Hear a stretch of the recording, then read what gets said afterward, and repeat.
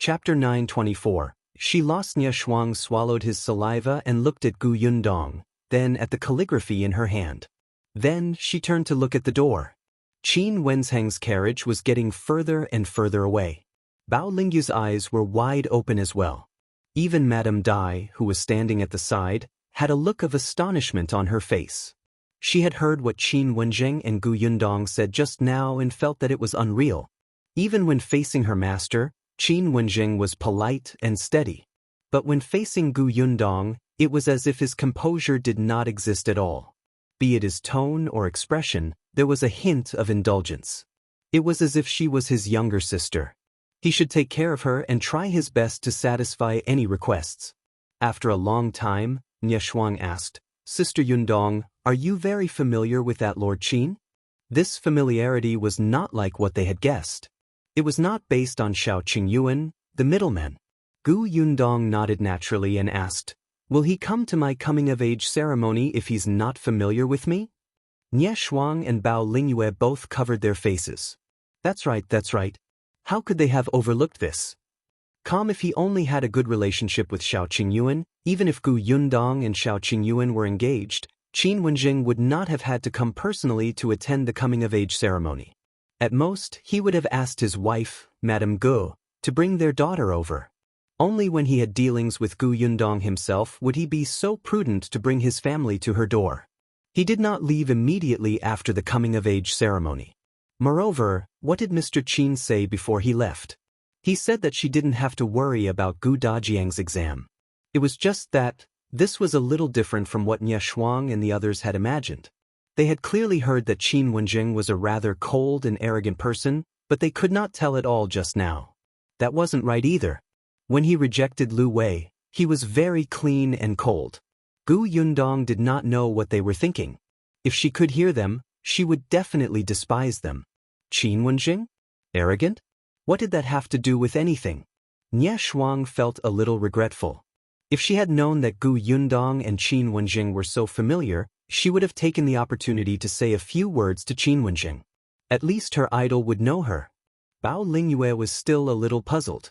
Yundong, since you and Lord Qin are friends, then why did you two speak as if you were very resentful just now?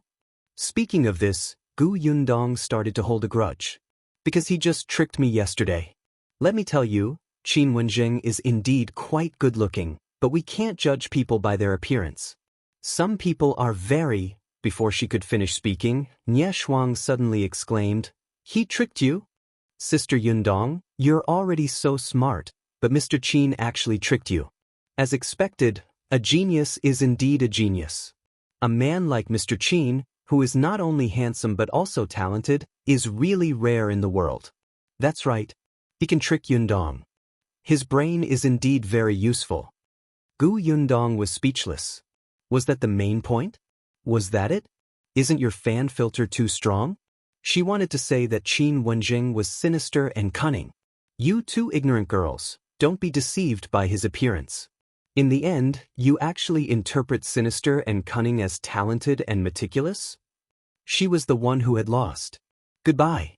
Gu Yundong stuffed the two pieces of calligraphy into their arms and returned to her room. She didn't want to talk. If you find any errors, ads pop up, ads redirect, broken links, non-standard content, etc., please let us know reports so we can fix it as soon as possible. Chapter 925. Visit after the coming-of-age ceremony, Gu Yundong felt much more relaxed. Nie Shuang and Bao Lingyue finally calmed down after being excited for a long time with Qin Wenzheng's calligraphy. They did not plan to leave yet and asked Gu Yundong to bring them around the village. They would rest for 2 days before returning to the prefectural city. It was the same for Madame Dai. It was rare for her to come out, and it was quite quiet in this countryside. For the past 2 days, she felt refreshed, especially when it came to what she wanted to eat. She could go to the backyard to pick it herself. This feeling of doing it personally made them feel exceptionally novel. As for Gu Dajiang, he didn't dare to slack off at all because he had to take the preparation scholar exam in February. Although he was confident and Qin Wenzheng said that there was no problem, he was still crazily absorbing all kinds of knowledge. Therefore, he still had to return to the prefecture capital's Tianhai Academy. On the other hand, Madame Yang and Kiki stayed behind. It would be the new year in a month or so. There was no need to travel back and forth on such cold days. Gu Dajiang would have felt sorry for them. Therefore, on the morning of the second day of the coming-of-age ceremony, only Gu Dajiang, who was going to continue studying at Tianhai Academy, and Gu Dafeng, who was going back to take care of Bianhan, left the Gu family. After the two of them left, Nie Shuang and Bao Lingyue held Gu Yundong's hand, wanting her to show them around. It was rare for them to come here, so Gu Yundong naturally had to play the role of a host. She brought them around the village. Actually, the villages were similar. However, because the lives of the people in Yongfu village were getting better and better, many houses had been renovated and looked much newer. As such, the village richer than the other villages.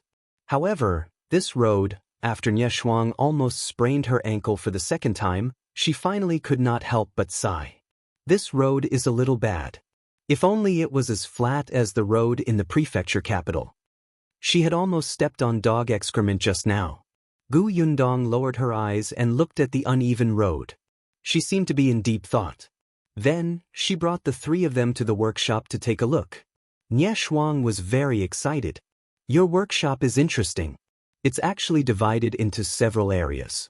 It's simple and clear. It looks clean. Gu Yundong was not worried that they would learn it after a rough tour. The method of jam and preserved fruits was not a secret. Many people knew it. Her shop's business was good because of the different ingredient. At least for now, no shop sold products made of white sugar like hers. However, Gu Yundong did not bring them to the area where the white sugar was produced. She only let them take a look at the finished product. However, Nie Shuang and Bao Lingyue were still extremely excited to see so much white sugar at once. Their eyes lit up and they almost pounced on it. Of course, they also had white sugar at home, but there was very little of it, unlike here, where there were piles of it. After visiting the workshop, the three of them were very satisfied. After staying in Yongfu village for 2 days, Nie Shuang and Bao Lingyue even wanted to enter the mountains, but were firmly rejected by Gu Yundong. What mountain? They could sprain their ankles just by walking along the village road, yet they dared to enter the mountains? She was probably going to carry them back. Nie Shuang pouted. I've climbed mountains before. Mountains with steps, right? Gu Yundong glanced at her. Nie Shuang was very disappointed that her wish was not fulfilled. However, she had already stayed here for a few days. It was indeed time to go back. The next morning, the three of them packed their bags and left Yongfu village happily with a lot of stuff that Gu Yundong had given them. Gu Yundong sent them to the village entrance. When she returned, she looked up and saw a messenger pigeon flying over her head. If you find any errors, ads pop up, ads redirect, broken links, non-standard content, etc., please let us know reports so we can fix it as soon as possible. Chapter 926, Rejected, Not Going a Messenger Pigeon? Gu Yundong raised her eyebrows and followed the messenger pigeon. As expected, it stopped outside Xiao Qingyuan's courtyard. She walked in directly. The messenger pigeon was indeed standing outside the courtyard. A Mao was feeding it with the millet. When he saw Gu Yundong enter, he immediately greeted her. Miss, are you here to look for young master? Young master is in the study. Yes, I'll go in and take a look. Gu Yundong reached out to touch the messenger pigeon before continuing inside. Xiao Qingyuan had indeed just opened a letter from the pigeon's leg.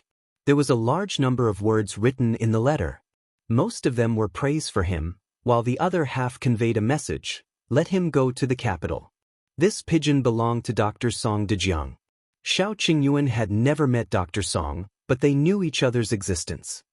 Gu Yundong had seen that Xiao Qingyuan was talented in medicine and had a photographic memory of the medical book that Dr. Song had given him.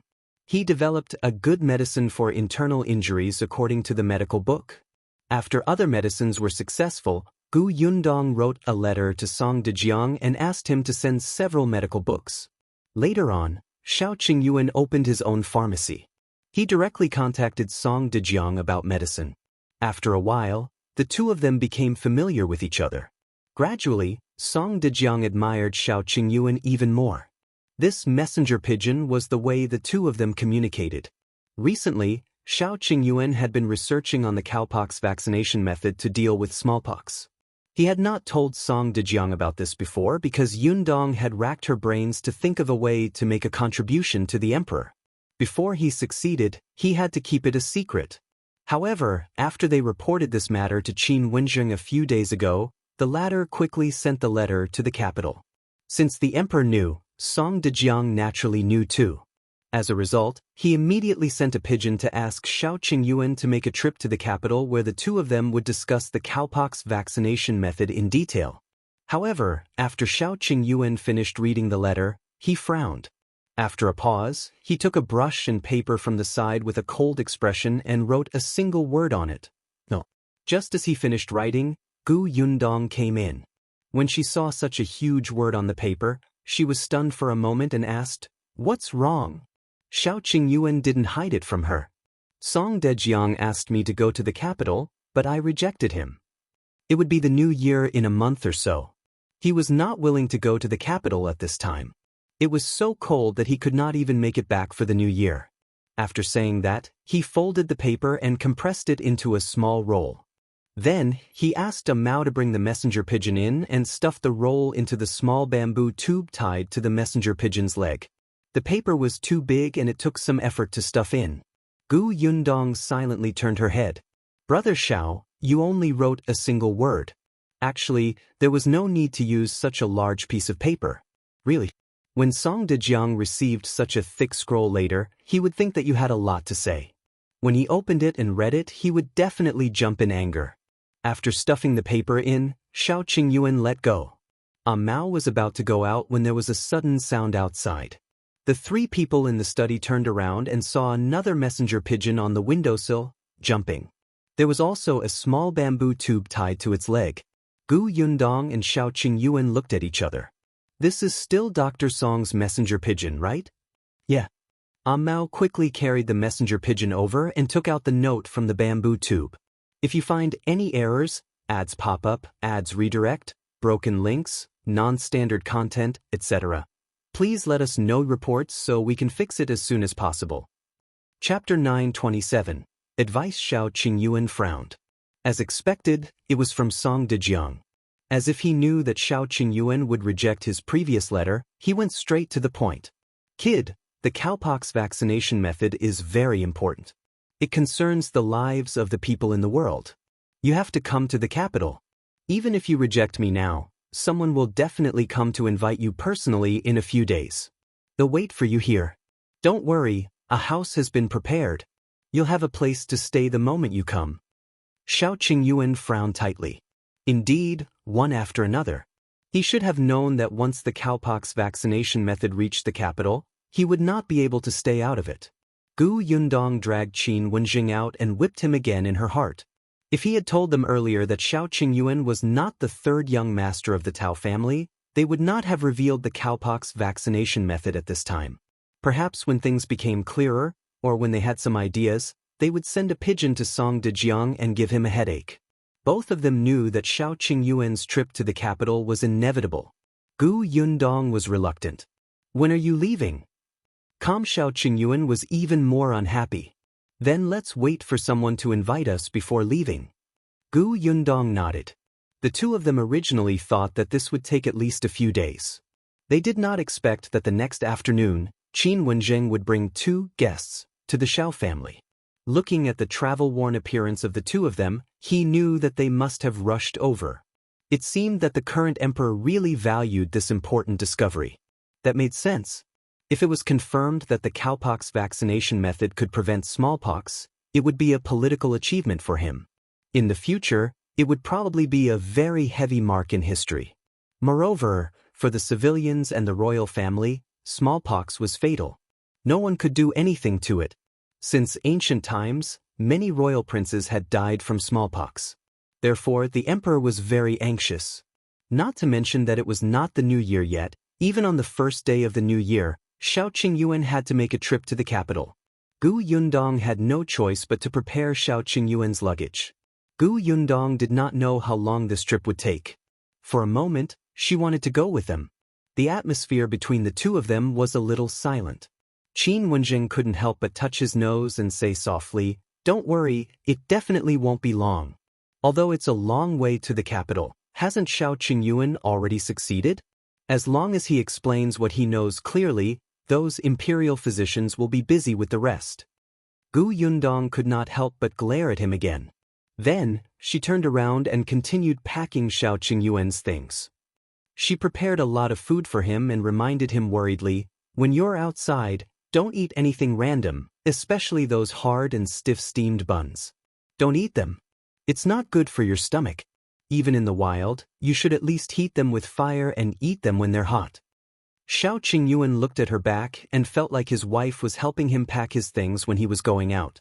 Hearing her voice, even his heart felt warm. "Also, you have to be careful. Bring your bow, arrow, and dagger with you. Didn't you get some poison and knockout powder? Remember to keep it well. If you encounter someone with good martial arts, fight if you can. If you can't, use the poison. If the poison doesn't work, escape quickly. In short, your life is most important." Qin Wenjing couldn't stand it anymore. They were only going to the capital, not to participate in the martial arts conference. Shaking his head, he quickly left. If you find any errors, ads pop up, ads redirect, broken links, non-standard content, etc., please let us know reports so we can fix it as soon as possible. Chapter 928. Let's get married. As soon as Qin Wenjing left, Xiao Qingyuan went forward and hugged Gu Yundong from behind. "Don't worry, I'll take good care of myself. You too. Wait for me at home. If you encounter anything that you can't resolve, look for Qin Wenjing. I'll take care of myself and come back as soon as possible. Also, the capital is big and has many good things. I'll also ask around to see if there's any news of Bai Musi."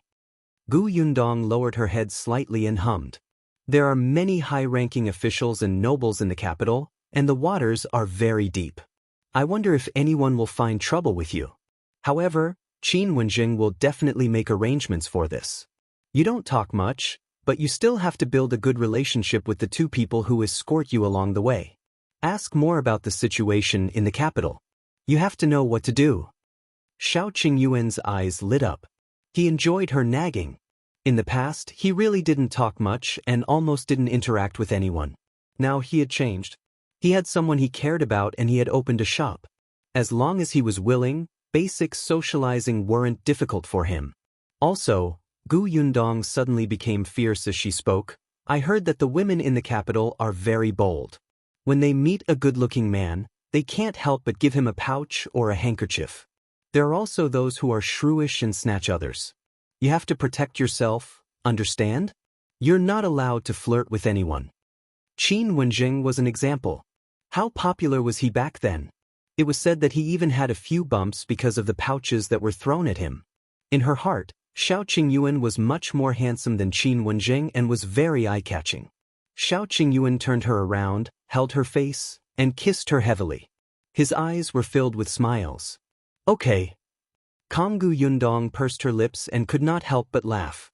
By the time he was done packing, Xiao Qingyuan had 2 big bags. He did not know what Gu Yundong had stuffed into them, but they were bulging. One could tell that it was a lot. Gu Yundong thought that it was too little. It was a pity that he did not have a spatial storage. Otherwise, she would not have to work so hard. After everything was prepared, the few of them rested in the Xiao house for the night. The next morning, Xiao Qingyuan brought Mao and left with the people from the capital. The Gu and Zeng families had woken up early to send him off. Even Kiki was rubbing her eyes in Madame Yang's arms. She waved at Xiao Qingyuan and said in a childish voice, "Brother Xiao, have a safe trip. Kiki will miss you." Xiao Qingyuan nodded and scanned everyone's faces. Finally, his eyes landed on Gu Yundong. "They'll be back as soon as possible." Gu Yundong nodded. Xiao Qingyuan took a deep breath and did not say anything else. He led the horse to the entrance of the village. The rest of the Gu family sent them off at the entrance, but Gu Yundong walked a few more steps and only stopped at the village entrance. Seeing that Xiao Qingyuan was about to mount his horse, she suddenly said, "Wait." Xiao Qingyuan was stunned and came back. "What's wrong?" Gu Yundong looked behind him. Mao was a sensible person. The other two also understood and immediately retreated a distance, leaving them alone. However, one of them reminded him, "Young Master Xiao, make it short. We have to set off as soon as possible." Xiao Qingyuan nodded. "Got it." After the three of them were far away, Gu Yundong took a deep breath and looked up at him with a smile. "When you come back from the capital, we'll get married." Xiao Qingyuan widened his eyes and looked at her in disbelief. What did you just say? If you find any errors, ads pop up, ads redirect, broken links, non-standard content, etc., please let us know reports so we can fix it as soon as possible. Chapter 929. Something's wrong. Gu Yundong pursed her lips and repeated, "When you come back, we'll get married." "All right." Xiao Qingyuan's eyes seemed to be emitting light. It was so intense that it almost swallowed Gu Yundong. He reached out and hugged her tightly. "This is what you said. Don't go back on your word. I'll come back as soon as possible." "Okay, be careful." Mao, who was far away, widened his eyes. Quickly, split up. It was fine if they were hugging at home, but this was outside, and it was in the village. There were people coming and going at the entrance of the village. You would probably be drowned by saliva. He quickly turned his head to look left and right. Fortunately, other than the two guards beside him, no one else passed by. However, the two guards were also shocked. Xiao Qingyuan and Gu Yundong quickly separated. He no longer hesitated and suddenly turned around to jump on the horse. "Let's go." Calm after saying that, he shook the reins first and the horse raised its hooves and rushed out. The three people behind him were stunned and hurriedly got on their horses to chase after him. Why was he suddenly so eager to leave? Wasn't he reluctant to leave just now? Gu Yundong was still standing at the entrance of the village, watching the few of them walk further and further away until they completely disappeared. After a long time, there were already villagers walking back and forth around her. They even greeted her. Only then did Gu Yundong move her stiff body and turn to walk into the village. She was still not used to returning to the Gu house. A few days ago, there were still many people at home. Father, eldest aunt, Madame Dai, and the others had all left. Even brother Xiao had gone to the capital. Gu Yundong suddenly felt empty and uncomfortable. Big Black limped out and rubbed against her calf. Gu Yundong reached out and patted its head. "You're quite energetic now. You're wild every day. But you have to stay at home for the next period of time. Brother Xiao has gone to the capital, and no one will bring you into the mountains to play." Big Black wasn't used to coming to Yongfu village at first. Even after its leg was cured, it still looked tired all day. Later, Xiao Qingyuan saw that it had completely recovered, so he led it into the mountain. After returning, it was very excited and wanted to run into the mountains every other day. Xiao Qingyuan didn't have that much time and could only bring it there occasionally. However, Big Black slowly adapted to life in the Gu family. In addition, the Gu family's food was good. Yunshu and Yuanji liked it very much. They would leave a portion of delicious food for it and take it out for a walk at night. Big Black was limping now, but its fur was black and shiny, and its eyes were sharper. It looked very energetic. Big Black seemed to understand Gu Yundong's words. It made a whimpering sound, but no one knew if it was sad or regretful. Gu Yundong smiled and led it into the house. After Xiao Qingyuan left, Gu Yundong was really depressed for 2 days. She felt that something was wrong.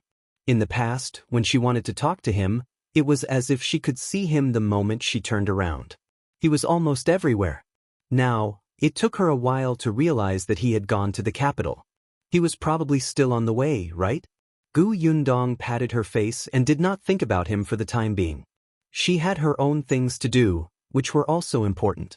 Early that morning, Gu Yundong put on her clothes and cloak and strode towards the village chief Chen Liang's house. If you find any errors, ads pop up, ads redirect, broken links, non-standard content, etc., please let us know reports so we can fix it as soon as possible. Chapter 930.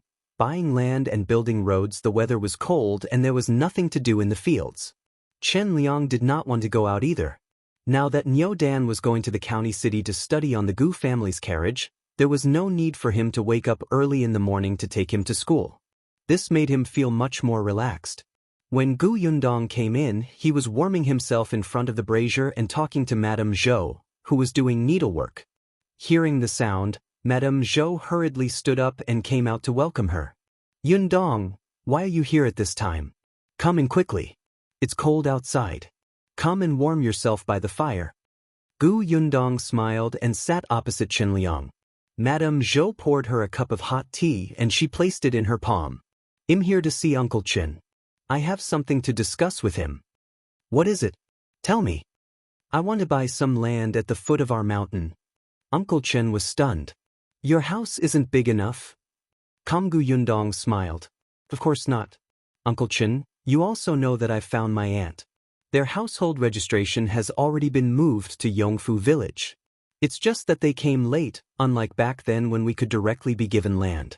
So if we want to build a house, we have to buy some land, right? Chen Liang nodded. That's true. There's also my uncle. Although I haven't found him, I want to buy some land first. It'll be convenient for us to be neighbors in the future. Oh right, Shen Xidian wants to buy a piece too. The land she wants is next door to the Zheng family's house. It's not very big. Shen Xidian made a few large embroidery pieces and Gu Yundong brought them to the prefectural city to sell. Their price was quite beautiful. Hence, she had some savings now. She had the money to build a house. Gu Yundong was worried about her living alone, but that did not stop her from buying the land first. Chen Liang was speechless. Why did she buy so much in one go? When did the foot of the mountain become so popular? He swallowed and nodded silently.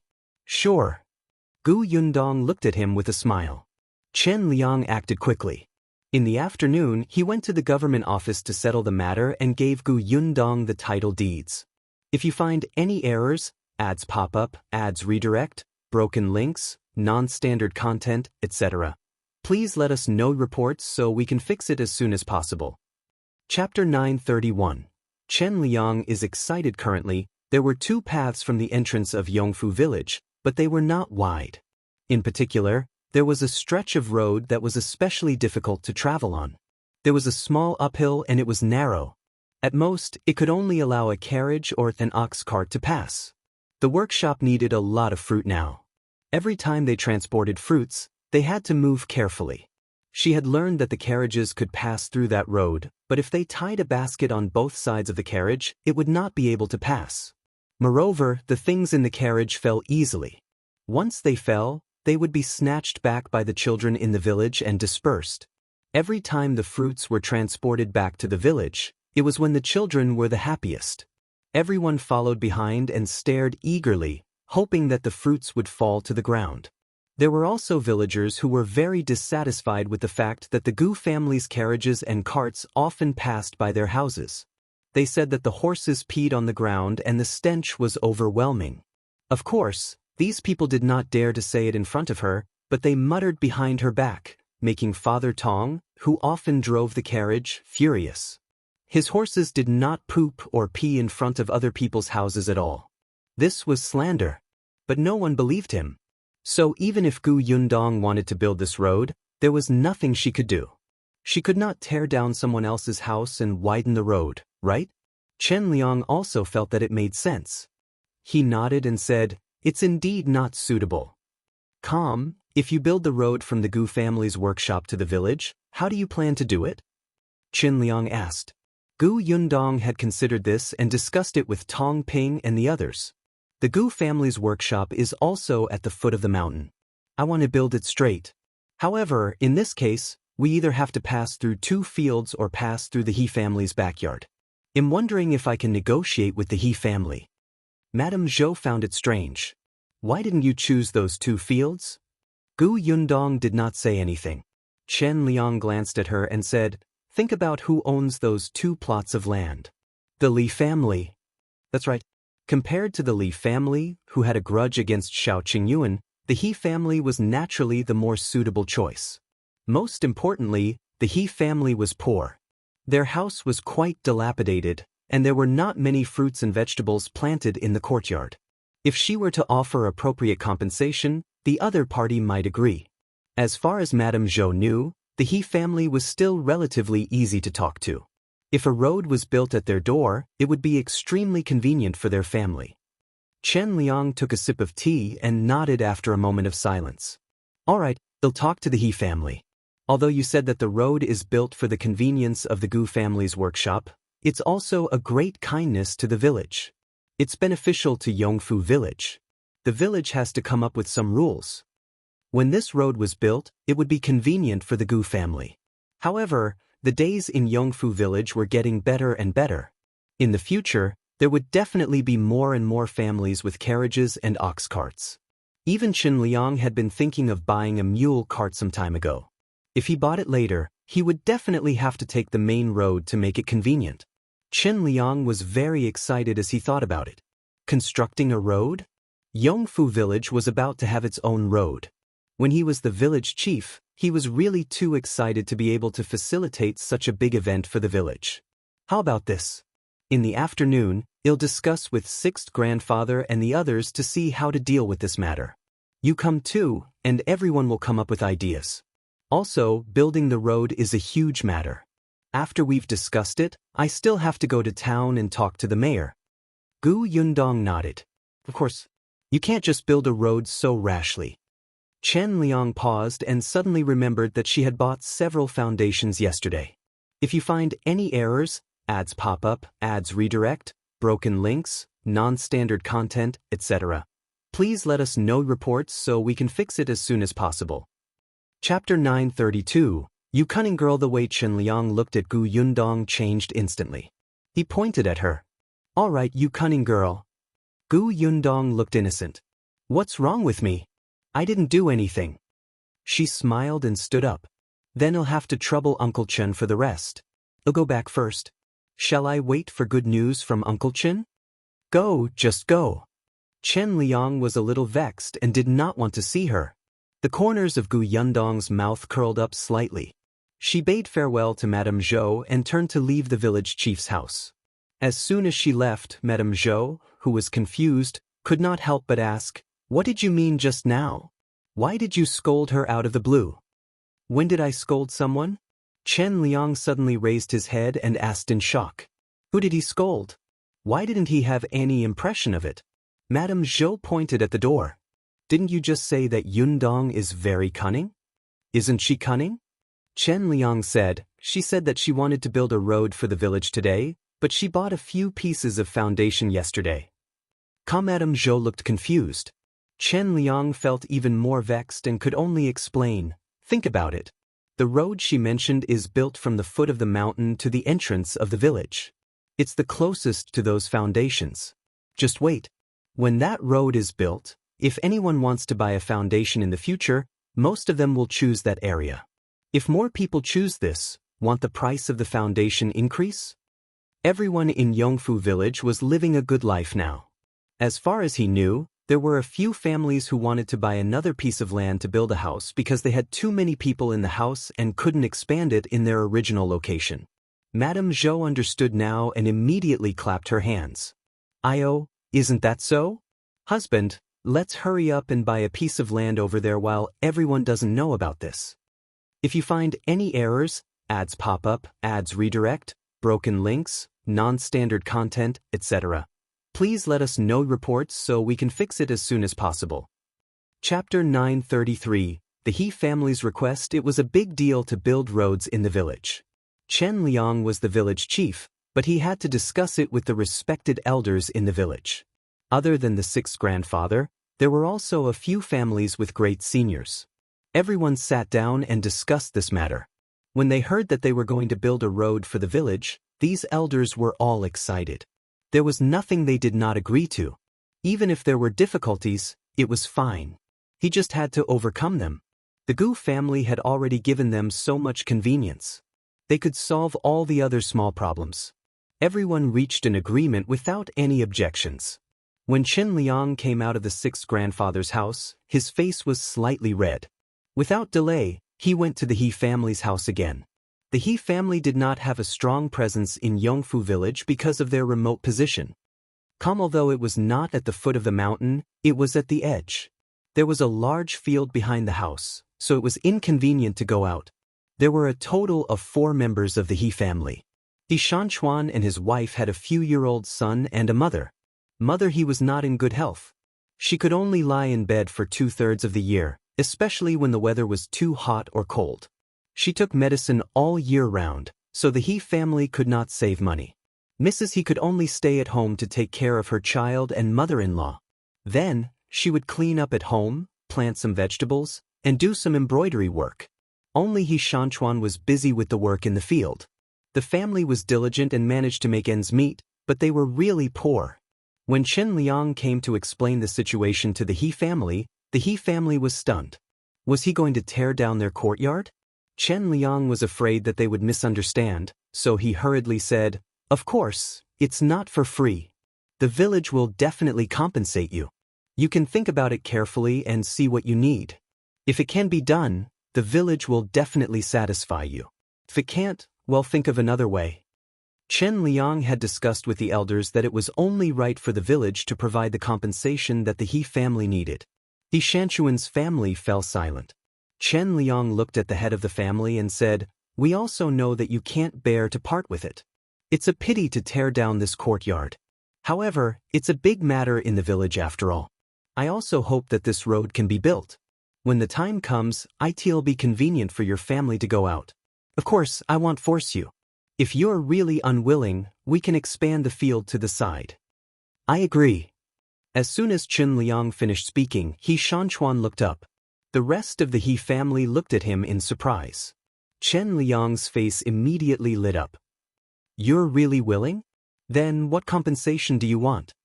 "I want a foundation at the foot of the mountain, Mr. He said."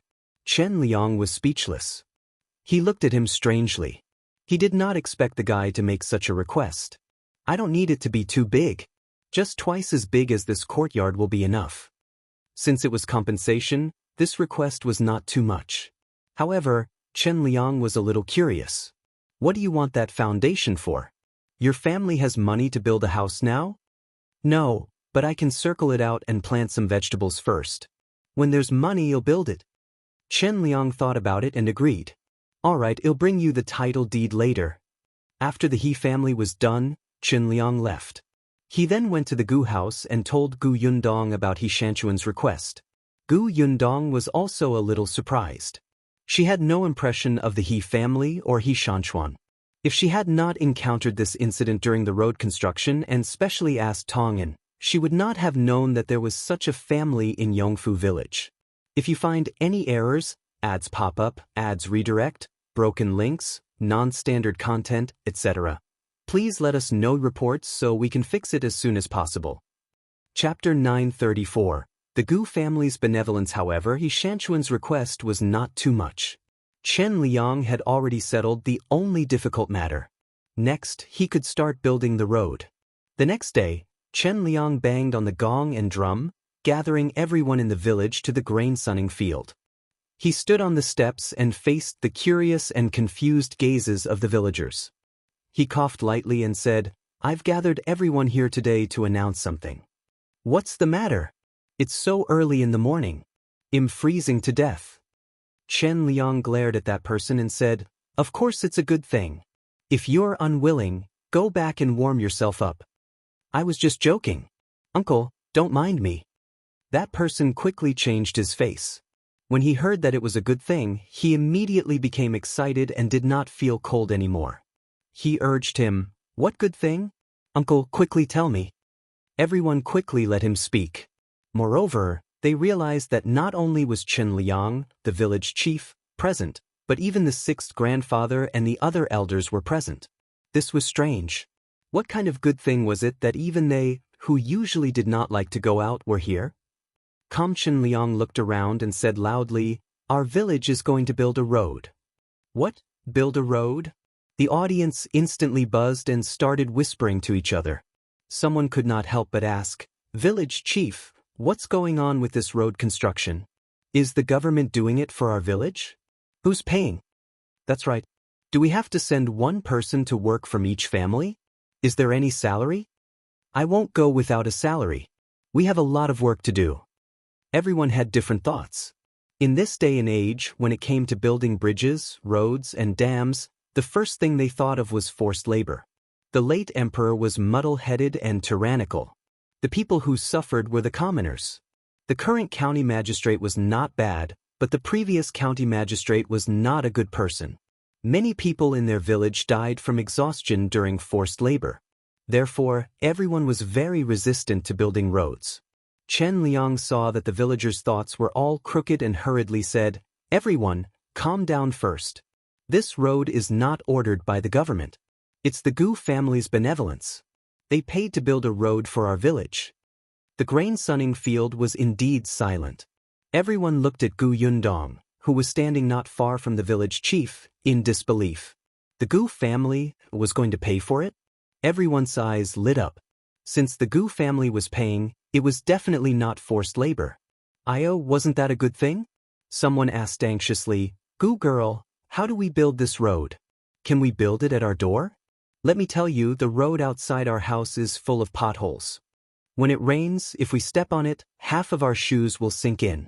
Gu Yundong glanced at that person.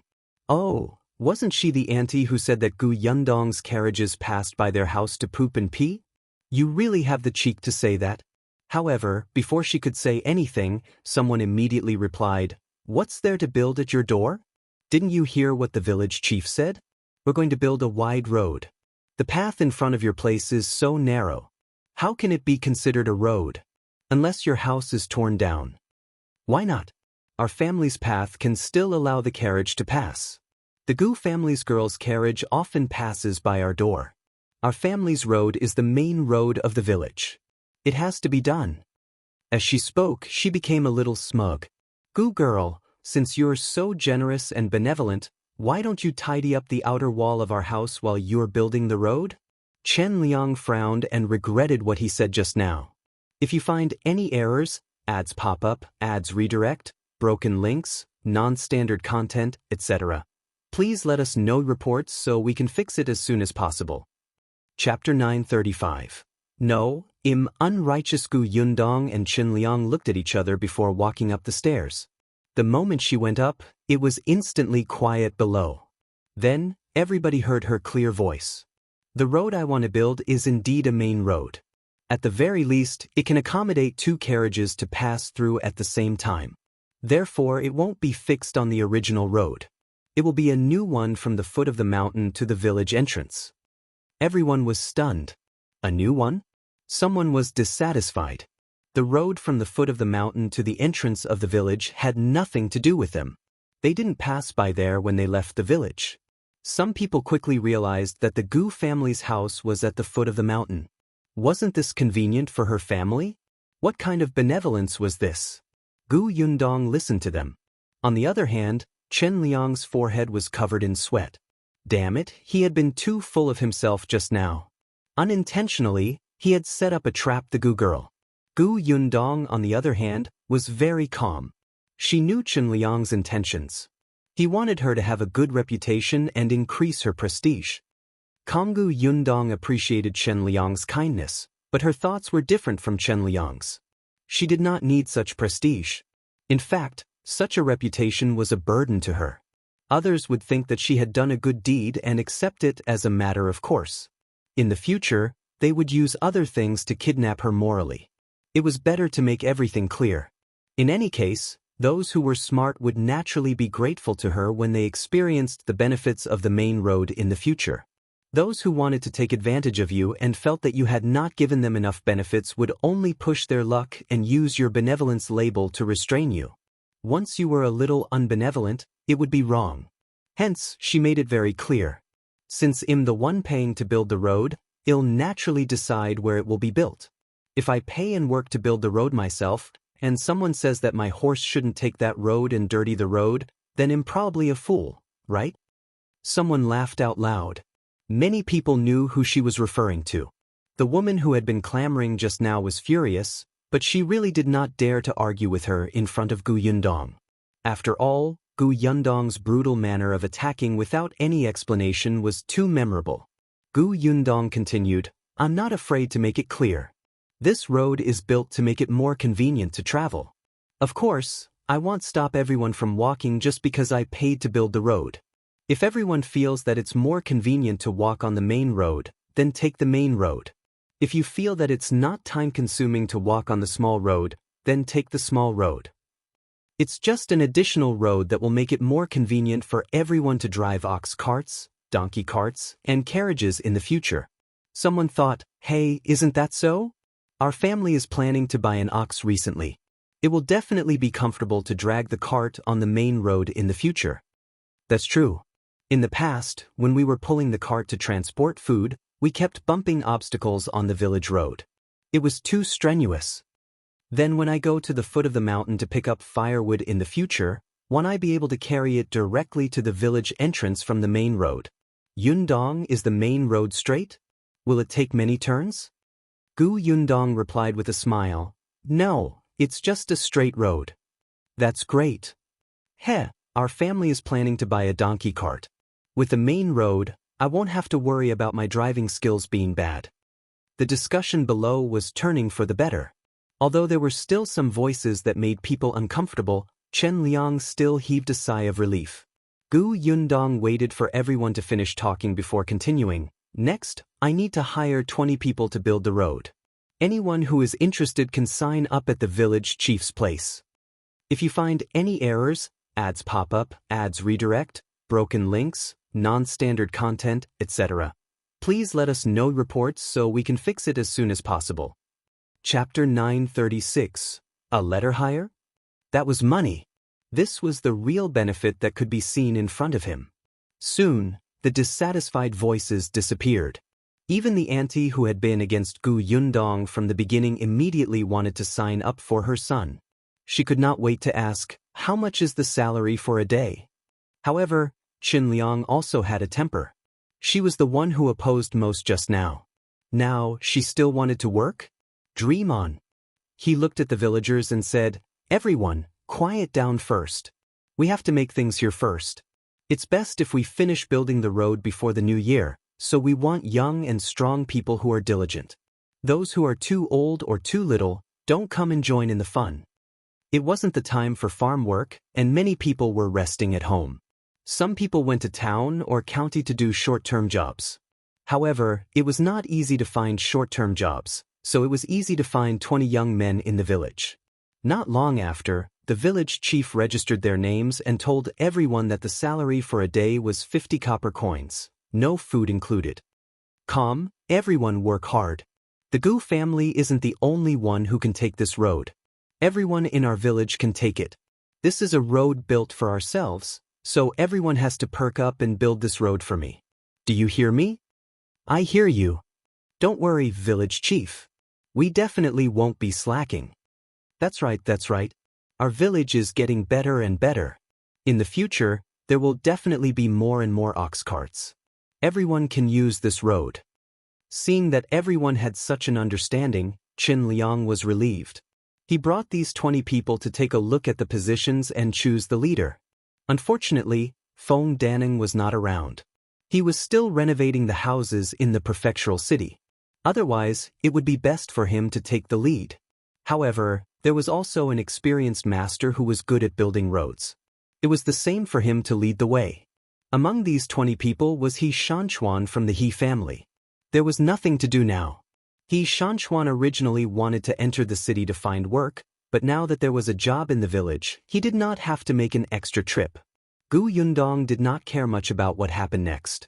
On the road construction matter, Chen Liang was more concerned than her. He kept an eye on it early in the morning every day, as if he was afraid that something would happen. Fortunately, everyone was working hard and did not hesitate at all. Gu Yundong bought a lot of sand and stones and laid them flat on the ground. People wouldn't be afraid of mud on a rainy day. After building a part of the road, she specially let the carriage try it. As expected, it was much faster. After building the road for more than 20 days, it was almost done.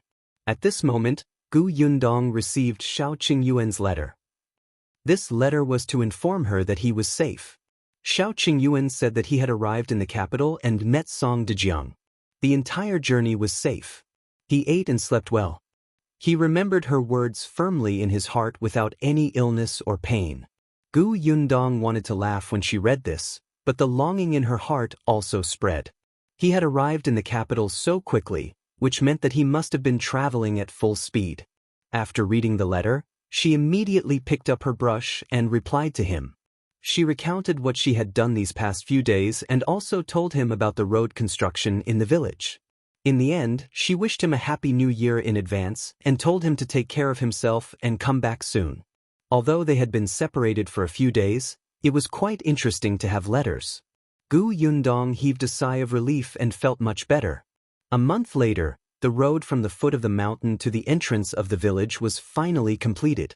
If you find any errors, ads pop up, ads redirect, broken links, non-standard content, etc., please let us know reports so we can fix it as soon as possible. Chapter 937. Envious. Everyone in Yongfu village was overjoyed. No matter what, this was a road that belonged to their Yongfu village and could allow 2 carriages to pass. This road was built before the new year. It was just nice for the relatives who visited after the new year. Everyone was excited. Even the people who had muttered their dissatisfaction on the meeting were very proud, especially when they went to their relatives' and friends' houses. Everyone mentioned this road, making the villagers of the other villages jealous. On the day the road was completed, almost the entire village came out to take a walk on this road. However, Liang stopped them. He bought firecrackers and placed them on a long bamboo pole. He got someone to light the primer and personally carried it all the way from the foot of the mountain to the entrance of the village. On this day, the entire Yongfu village was filled with joy, as if it was the new year in advance. Gu Yundong was also very happy. She took a lot of fruits and snacks for the jumping children to eat. Kamyunka was very bold now. She swayed and actually wanted to follow behind Liang to set off firecrackers. Gu Yundong was so frightened that she hurriedly carried her back. These firecrackers were blind. It would not be good if a child was injured. Many people from the neighboring village came to experience this main road. Even the workshop was suspended for 2 hours. Everyone came out to watch the fun. The main road was built outside their workshop. Wouldn't it be easier to commute in the future? Especially for the workers from other villages, they didn't have to worry about bumping into someone from the corner at night. They felt much safer. The main road was built, and many people were grateful to the Gu family. After all, it was really convenient. Furthermore, they could go to other villages to brag to others. The village chief of the neighboring village was so envious that his eyes turned red. Every time he met Liang, he would be very unhappy when he saw the guy's smug expression. You're just lucky. If the Gu family had settled in our village back then, you would be the one jealous of us now. Liang snorted. Forget it, there was a big road in his village. He would be magnanimous and not argue with such a pitiful person. There were unexpectedly many people walking on this new road. On the 3rd day, Gu Yundong also drove the carriage out of Yongfu village. It was almost the new year, and she planned to go to the county to buy things. Also, now that there were more people in the workshop, she had to buy New Year presents for everyone. The county city was lively again. The streets were filled with joy, and many stalls had already begun to sell couplets. Gu Yundong looked away. There were 3 scholars in her family now. It was easy for them to write couplets. Her father would be back in a few days. It would be the same if he wrote them then. As she thought about it, she decided to buy some red words. Tong Shuitao came out with her. The 2 of them parked the carriage at Gus and shopped. When it was almost noon and their hands were full, they returned to Gus and put the things in the carriage. Gu Yundong clapped her hands. Let's go eat first. We'll continue watching after that. Okay. The 2 of them were about to walk out when Zhuangzi hurriedly said, Boss, you guys rest for a while. They'll go straight to Jinxiu restaurant and bring the food back. There's no need to trouble yourself. Gu Yundong nodded and Zhuangzi left in a hurry. After a while, a few voices suddenly came from the shop outside. Gu Yundong and Tong Shuitao looked at each other. It did not sound like Zhuangzi. If you find any errors, ads pop up, ads redirect, broken links, non-standard content, etc., please let us know reports so we can fix it as soon as possible. Chapter 938. Embezzlement? Gu Yundong lifted the curtain separating the shop and looked out. It was indeed not Zhuangzi's voice. At this moment, in the shop, other than the shop assistant, Chen Kai, there were 2 people standing in front of him.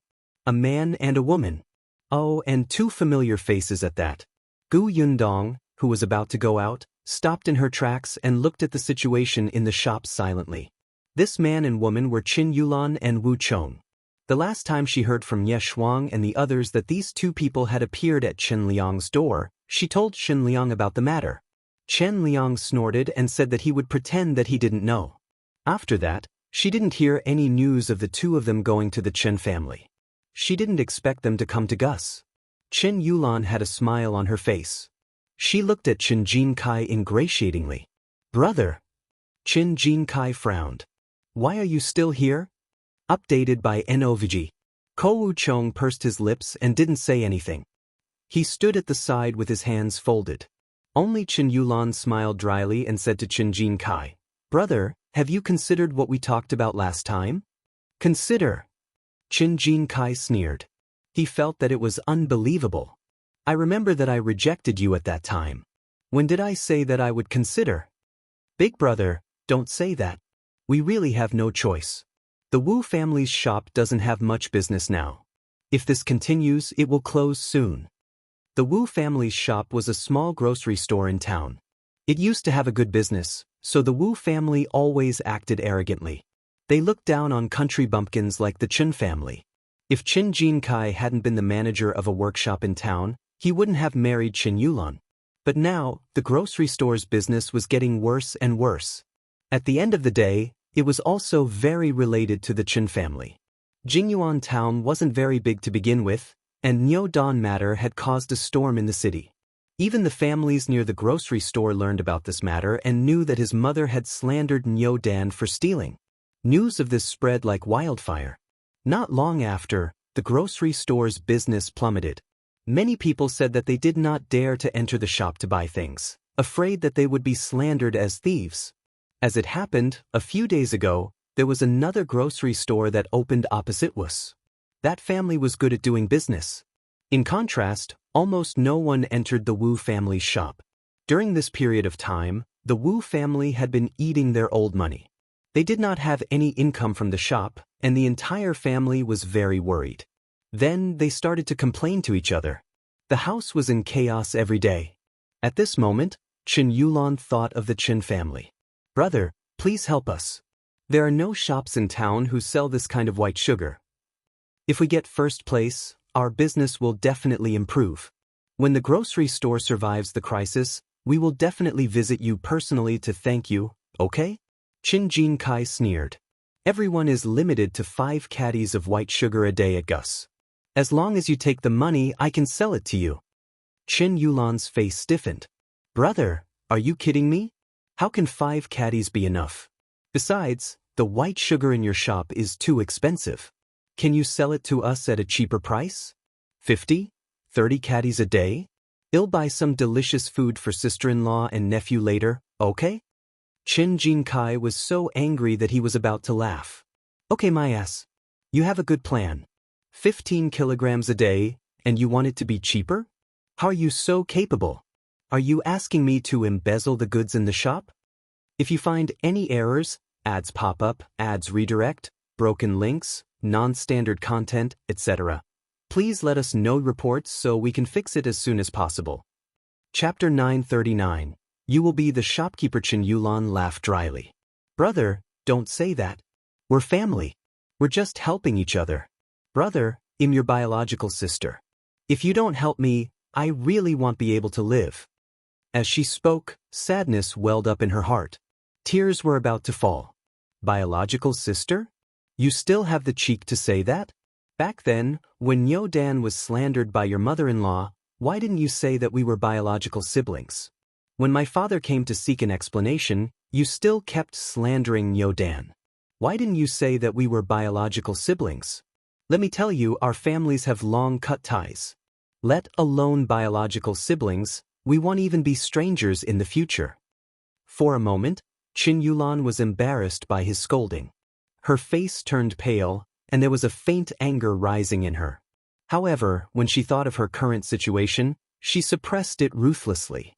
On the other hand, Wu Chong, who had been silent all this while, snorted coldly and said to Chen Yulan, I knew it was useless to beg him, but you just didn't listen and insisted on coming over to get scolded. Don't you see that he's just a small shop assistant?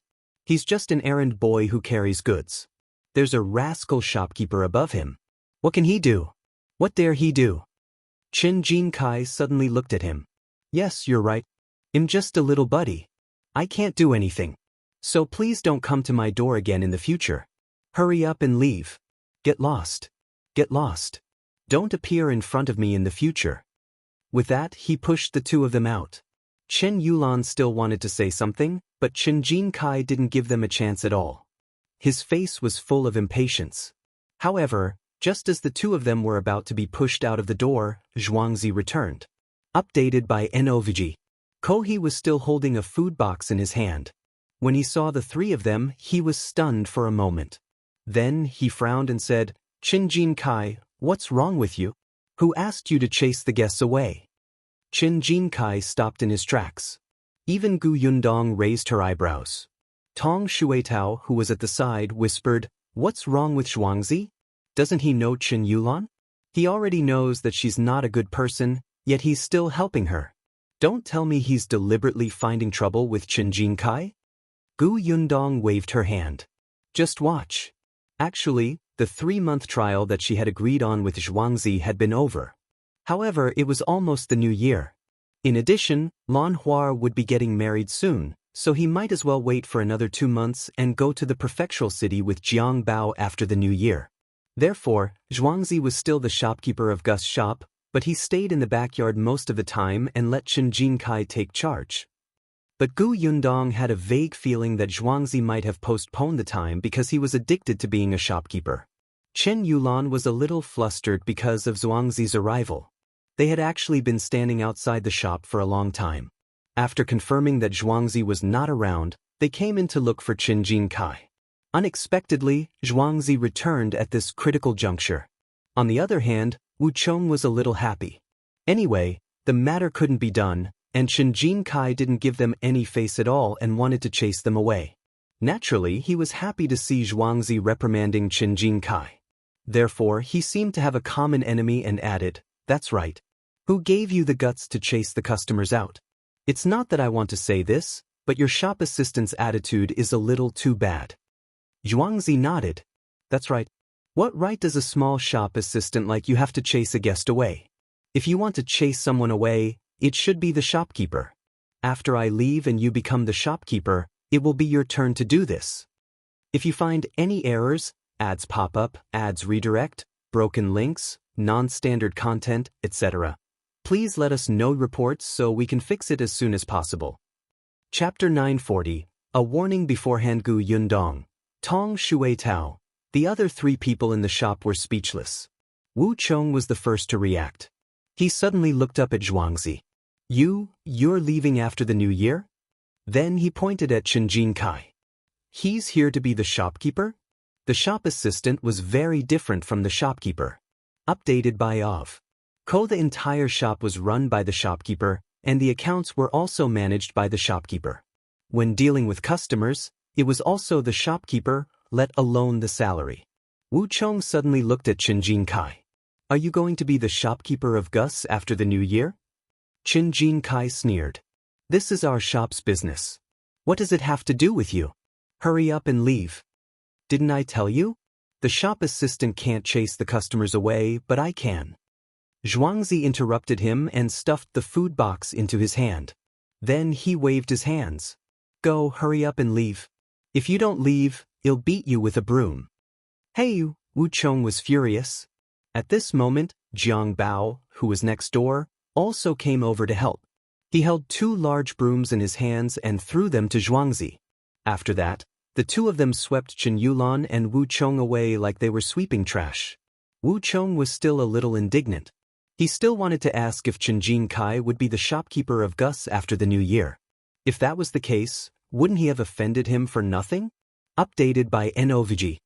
For a moment he regretted it. It was Chen Jinkai's fault for not making things clear. If he had told him earlier, the 2 families would not have fallen out so badly. Chen Yulan was even more vexed. Her eldest cousin was about to become a shopkeeper. Moreover, he was the shopkeeper in the county city. He was much more dignified than the manager of the town. She heard that Gus was now in the prefectural city. In that case, would eldest cousins still be able to go to the prefectural city in the future? The couple had different thoughts, but neither of them could stay and talk. It really hurt when the broom hit them. Coupled with the pointing by the passers-by, the two of them quickly buried their heads and ran.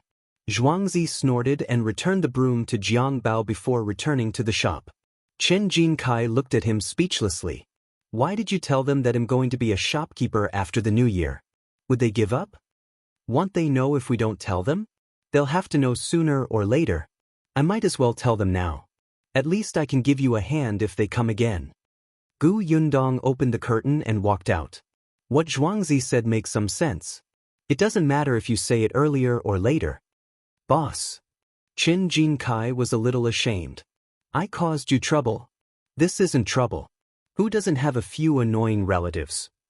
You've already cut ties with them, but they're still shameless enough to come knocking on your door. This can only mean that they're thick-skinned. However, I have to remind you in advance. You have to know this in your heart. If you really can't resist their threats and temptations and harm the interests of Gus, I won't be polite either. When the time comes, not only will you be fired, but I won't even hire your brother either. Although it was a little inhumane to do so, Gu Yundong had to explain the seriousness of the matter to him. As expected, Chen Jinkai immediately put on a serious expression. Don't worry, boss. Not to mention that we have cut ties now, even if we are close, I won't do such a heinous thing. That's good. Gu Yundong believed this. After all, Chen Jinkai had reminded him that someone wanted to harm her mother. If you find any errors, ads pop up, ads redirect, broken links, non-standard content, etc., please let us know reports so we can fix it as soon as possible. Chapter 941. Follow-up. Gu Yundong did not care about this matter anymore. She left it all to Chen Jinkai to it. However, the Wu family was after her shop, so Gu Yundong still paid some attention to this matter. It was said that Chen Yulan and her husband hadn't come to the shop since that day. However, they were secretly asking if Chen Jinkai would become the shopkeeper. Unfortunately, not many people knew about this matter. They could not obtain any substantial information. Hence, they could only ask around if Zhuangzi would go to the prefectural city after the new year. Many people knew about this. After all, many things had to be arranged before Zhuangzi left. After obtaining the exact news, they were no longer in a hurry. They seemed to want to wait until Chen Jinkai became the shopkeeper before persuading him. Updated by Of. Ko. However, the Chen family had to be visited. It was said that on the second day of the Lunar New Year, Chen Yulan came to visit with the members of the Wu family. However, Chen Liang did not have a good impression of their family and did not even let them in. However, the Wu family refused to leave, especially Auntie Wu. She cried and repented outside, causing many people to go out to watch the commotion. It would not be a big deal if the villagers saw this. After all, many people knew about the grudge between the two families. However, it was the new year, and many families had relatives and friends as guests. They could not afford to lose face. Therefore, Chen Liang could only invite her in. Once she entered, Auntie Wu apologized sincerely. She apologized to Chen Liang and his wife, to Chen Jinbao and his wife, and even to Niu Dan. One could tell at a glance that she regretted her actions and had turned over a new leaf. In addition, the other members of the Wu family had also humbled themselves. It was the new year, so no one could say anything cold or hard. Moreover, Chen Yulan was the only daughter of Chen Liang's younger brother. Hearing her mention her father when he was alive, Chen Liang could not help but feel a little guilty. Seeing that his parents' attitude had softened, Chen Jinkai was furious. Updated by Novg. Ko. He thought that Chen Yulan and her husband would look for him in the shop. He didn't expect them to have designs on his family. He exposed their purpose on the spot. Chen Yulan denied it, but Chen Liang naturally believed in his son. He immediately stood up and threw out all the things they had brought, and drove the Wu family out, regardless of whether the people outside would laugh at him. The Wu family was embarrassed and was furious with the Chen family. Moreover, Chen Liang's words were very ruthless. He said in front of his relatives and neighbors, "In the future, this family has nothing to do with the Chen family. In the future, if they enter the village, chase them out." It was said that the Wu family had never appeared in Yongfu village again. Of course, this was all in the future. At this moment, Gu Yundong and Tong Shuitao were still resting in the shop. After lunch, they went to the street to buy things again. New clothes for the new year had already been prepared, so there was no need to buy them. Firecrackers and fireworks were still needed, especially fireworks. The children especially liked to watch them. They had already bought the lanterns, paper scissors, and red candles in the morning. They had to prepare melon seeds, peanuts, dried goods, tea, and drinks first. Sweets and fruits were available at home. As for the rice cake, tofu and dumplings, she could slowly make them in the next few days. She could buy and kill the chicken, duck, and fish before the new year. With this in mind, her family's New Year goods were almost ready. Next, it was time to prepare something else. Gu Yundong brought Tong Shuitao into a clothing store. If you find any errors, ads pop up, ads redirect, broken links, non-standard content, etc., please let us know reports so we can fix it as soon as possible. Chapter 942, Annual Party and Lottery. Tong Shuitao found it strange. Miss, haven't you almost bought everything? Why are we going to the cloth shop? Isn't the workshop going to rest in 2 days? It's time to prepare New Year presents for them. This year, the workshop would stop a few days earlier than last year, so everyone could prepare early for the new year. After all, there were many workers in the workshop this year and they were busy all day. There was enough stock, so it did not matter if they were given a holiday a few days in advance. Tong Shuitao was enlightened. That's right. Last year, Miss also sent a large cart of New Year goods. She had heard that many people in the workshop were looking forward to this day. They were already secretly guessing if she would continue to distribute meat and cloth this year. Updated by Of. Co, especially the newcomers this year, they were all asking the short-term workers last year. But Mississippi? Tong Shuitao suddenly frowned and said awkwardly, will it still be a big piece of pork for each person this year? But it's already afternoon, and there's not much meat at the meat stall. Our workshop has more than 100 people. There's no hurry. I'll get Tong in to come over and buy it later. There are more than 100 people. I'm afraid we have to order 2 big fat pigs in advance. Let's buy the things we want for the annual party today. Tong Shuitao was stunned, and confusion flashed across her face. Annual party? Miss, what is an annual party? It is the last gathering before the new year. We'll eat together, chat, play games, and so on. Of course, there was also the lucky draw. Gu Yundong was very happy to hold such a New Year celebration to make everyone happy. They had worked hard for an entire year. On the last day, they could relax and then go home happily to celebrate the new year. At this moment, what she wanted to buy was the prize for the lucky draw. Tong Shuitao became excited, and her face turned slightly red. Miss, you're saying that more than 100 people will be eating and chatting together? How spectacular is that? Updated by NOVG. Co-spectacular? The corners of Gu Yundong's mouth twitched. Looking at Tong Shuitao's excited expression, she seemed to be looking forward to it. Gu Yundong quickly bought the goods and returned to Yongfu village with Tong Shuitao. Before leaving, she said to Zhuangzi and Chen Kai, you guys close early on the 26th. Go back to the village and let's have a meal together. The two of them were at a loss. A meal? However, the two of them immediately nodded, indicating that they would go back early. On the other hand, Tong Shuitao winked at the two of them before she left, looking mysterious, making the two of them even more confused. The carriage quickly drove into Yongfu village. With the new road, it was much easier for the carriage to travel. There were still many people on the road. The road had been built for a few days, but the villagers still seemed to have not walked enough. They had to pass through this road no matter where they went. It did not matter if they took a long detour. Gu Yundong did not know whether to laugh or cry. She did not look at the people outside anymore and hurried home to unload the goods. The next day, the Gu family started making rice cakes. On the third day, in the evening of the 25th, Gu Dajiang brought Gu Dafeng and the others back from the prefectural city. Gu Dajiang was stunned when he saw the new village road. Although Chen Jinbao and the others had already mentioned this when they were delivering the goods to the prefectural city, he couldn't help but be shocked when he saw it with his own eyes. This was his daughter's road. It was his daughter's credit. At that moment, Gu Dajiang's heart surged with indescribable pride. Gu Dafeng was also sitting in the carriage. Looking at the spacious road, she sighed and introduced it to Bian Han excitedly.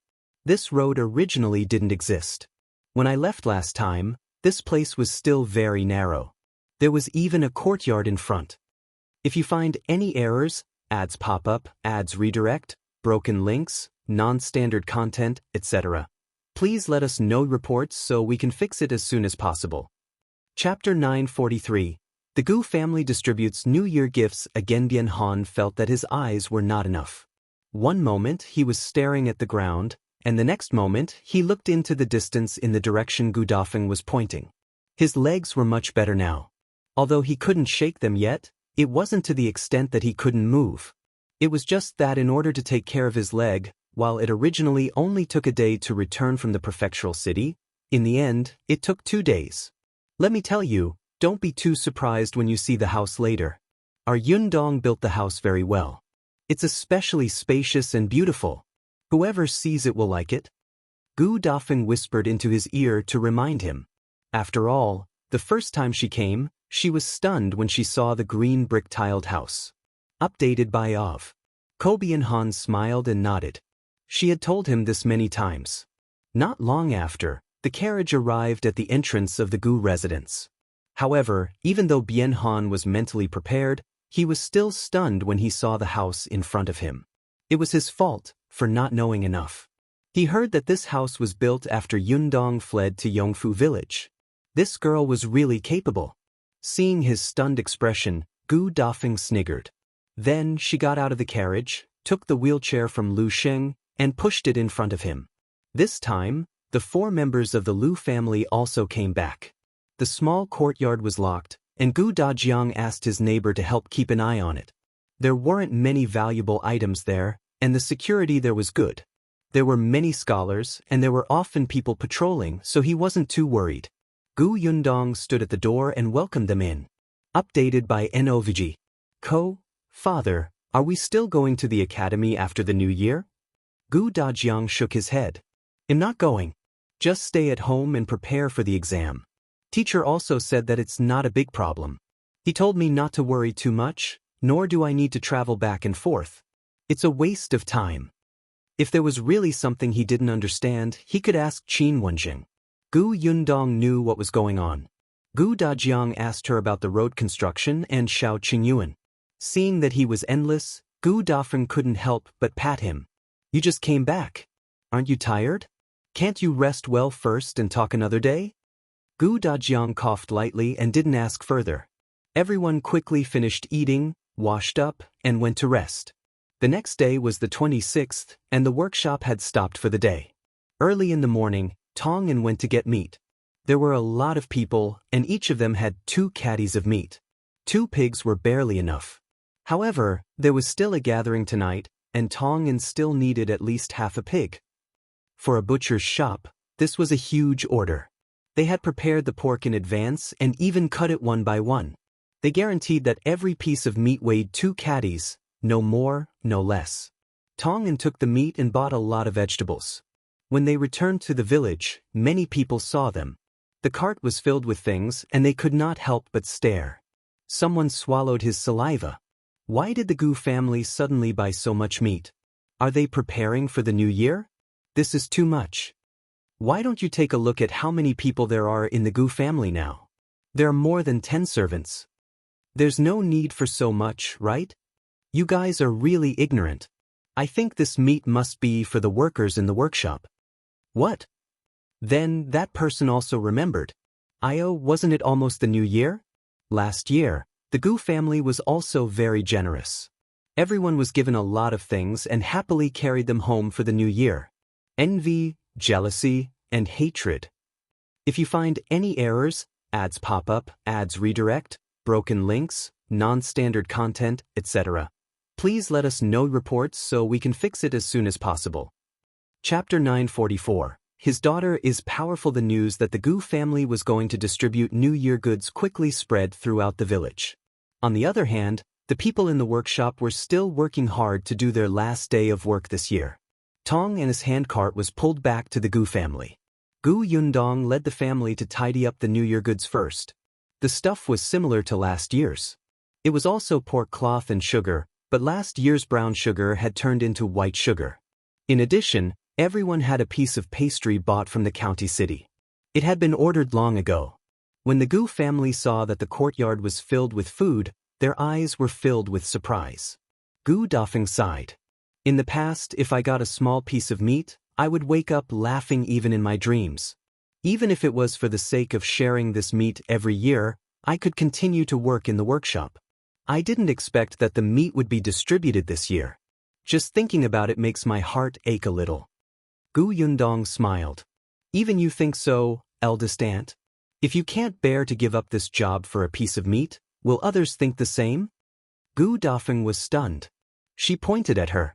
You're smart. Wasn't that so? How many families in this village were like her in the past? They had to be careful when they wanted to eat a piece of meat during the new year. There were not many bosses like Gu Yundong. After distributing the items, Gu Yundong planned to make a trip to the workshop. She had yet to tell everyone about the gathering. On the other hand, Gu Dajiang was quite curious about this annual party. He followed Gu Yundong to the workshop. Your annual party is quite interesting. How did you come up with it? Well, could Gu Yundong say that she did not think of this? She turned around and met Gu Dajiang's curious gaze. She could only swallow. Then she said in all seriousness, Father, here it goes. We're all at the dining table when we discuss business. Your classmates often arrange to eat and talk together, so when it comes to socializing, eating and drinking are the most suitable. Everyone usually just works hard. I guess some people don't know each other. Why don't we give them a chance to relax and eat together, right? Gu Dajiang fell into deep thought. Indeed, many things were easy to say at the dining table. Conflicts quickly dissipated over a few drinks. Those who had common topics might become closer after chatting. Coupled with the good food and drinks, everyone felt a greater sense of belonging to the workshop. She was trying to buy people's hearts. His daughter was amazing. Gu Yundong did not know that he was thinking so much. As the two of them spoke, they arrived at the entrance of the workshop not long after. As she had already told everyone that they would stop working at the 26th this year, there were not many fruits and sugarcane left in the workshop. He estimated that they could stop work at noon. When Gu Yundong and his father came in, everyone stood up. Master Boss, why are you here? Someone's eyes lit up. Today was the last day. Were they going to give out New Year goods? But when he saw that there was no cart behind Gu Yundong carrying things over, he was immediately disappointed. Perhaps there were too many people this year. However, it didn't matter. It was understandable. After all, the New Year goods distributed by the Gu family last year were good stuff. If everyone was given a piece this year, it would cost a lot of money. Gu Yundong waved her hand and asked the people who were temporarily free to come over first. She waited until they were close before she spoke. If you find any errors, ads pop up, ads redirect, broken links, non-standard content, etc., please let us know reports so we can fix it as soon as possible. Chapter 945. They are all jealous. There shouldn't be much to do, right? I think it should be done afternoon. How about this? After everyone is done, let's clean up the workshop, okay? All right, someone immediately replied loudly. Even if boss doesn't say it, we'll clean everything up before going back. Boss, don't worry. In fact, they still wanted to work. They had heard that there was an additional salary these few days. It was just like Zhuangzi and Chenjinkai in the county cities Gus. During the new year, the shop could not be closed. After all, they sold sweets and other things. Business was good during the new year, so the two of them would take turns to run the shop. However, their salary for the few days was also calculated separately. It was much more than usual. Many people in the workshop were envious. Unfortunately, the workshop was on holiday. Gu Yundong saw that everyone had different expressions and more or less knew what they were thinking. She immediately found it funny and continued, after cleaning up, send some people out and borrow 10 tables from each family. I want those big tables that can seat more than 10 people. Everyone was surprised. Boss, why do you need so many tables? For the gathering tonight, of course. Gu Yundong smiled. Don't go back for dinner tonight. Let's have a meal together and chat. How about that? Wow, the boss is treating us to a meal? Cheers instantly erupted in the workshop. That's great. I want to eat lunch. I'll save it for dinner. Ah, forget it. With your stomach, no matter how much you eat for lunch, you can still swallow a cow at night. Boss, I'm drooling now. We definitely won't leave. After cleaning the workshop, we'll borrow tables and stools. I guarantee that everyone will be able to sit down. Gu Yundong could feel everyone's excitement. Even Gu Dajiang was infected by this enthusiasm. He could not help but say, there will be New Year presents to be delivered tonight. Gu Yundong turned to look at her father. Gu Dajiang immediately touched his nose and coughed lightly. Well, I couldn't help it. I just wanted to make everyone happier. As expected, as soon as he said that, the workshop exploded. Some young men couldn't help but jump up. Ah, I've been looking forward to the New Year presents for a year. Gu Yundong was speechless. She had not seen them so happy when they were given the wages. She shook her head, thinking that there was still a surprise tonight. She hoped that they would not be too excited. After saying that, Gu Yundong left with Gu Dajiang. As soon as they left, the workshop was instantly filled with joy. Everyone gathered together and discussed. Helpless, Tong'an walked out and said, "Aren't you going to work? The earlier you finish your work, the earlier you can eat dinner." Everyone instantly dispersed. Now, they were full of energy, and even their efficiency was almost twice as fast as before. Before noon, the work in the workshop was done. Everyone started to clean up happily. The men took buckets to the river and fetched water. They went back and forth a few times, washing the entire workshop until it was spotless. Even the floor was clean. Seeing how happy they were, some villagers couldn't help but pull them back and ask. When the villagers found out that they were to have a dinner gathering tonight, the villagers couldn't be more jealous. If you find any errors, ads pop up, ads redirect, broken links, non-standard content, etc., please let us know reports so we can fix it as soon as possible. Chapter 946. They are all here this time. The news of the Gu family's workshop not only distributing New Year goods but also holding a party spread. Many people had tears in their eyes as they stuck their heads out of the workshop. They really wanted to follow and take a look. When the cleaning of the workshop was almost done, everyone saw the people in the workshop happily moving tables and chairs. Their arrogant appearance made people grit their teeth in envy. Gu Yundong hired a few women from the village to help cook a delicious meal.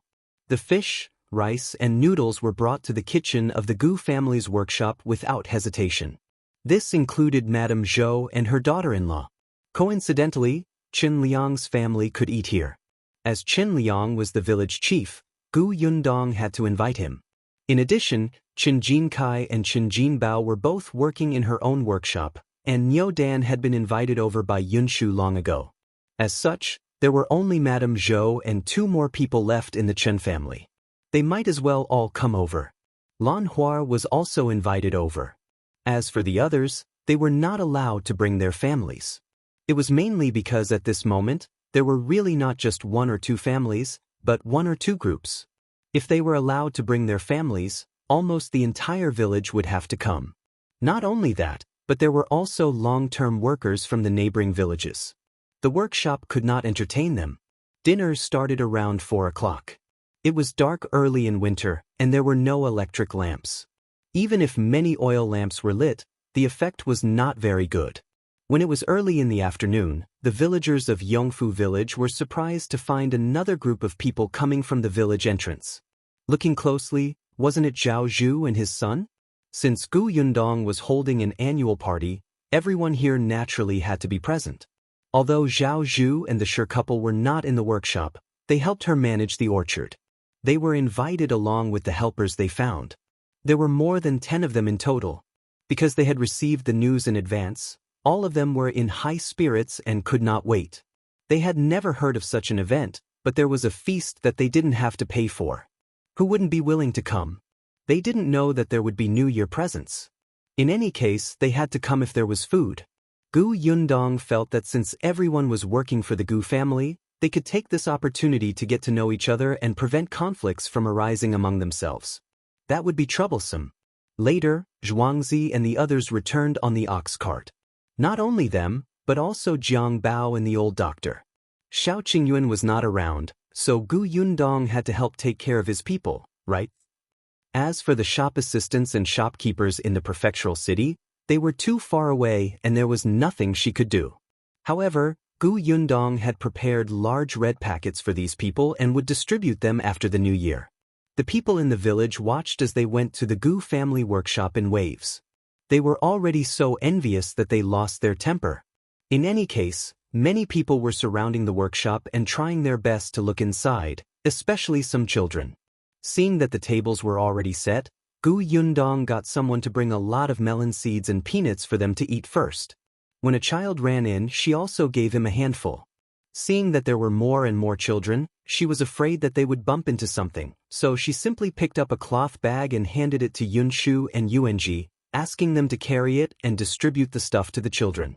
This lively atmosphere was even more noisy than the New Year. Finally, the time for the annual party that everyone was looking forward to arrived. Everyone at the 15 tables was sitting upright. Before the dishes were served, Gu Yundong walked to the front and began to speak. If you find any errors, ads pop up, ads redirect, broken links, non-standard content, etc., please let us know reports so we can fix it as soon as possible.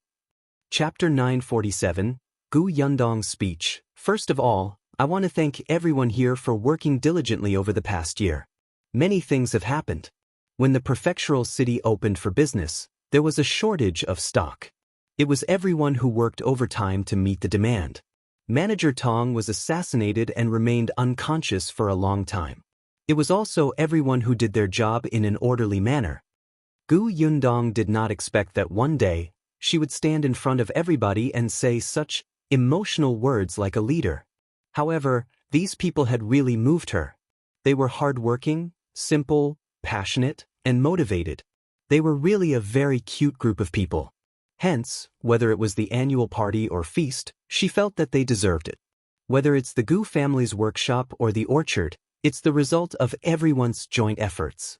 In the past year, the workshop has increased from 50 to 100 people, the orchard has increased from 80 acres to 180 acres, and the shop has been opened from the county city to the prefectural city.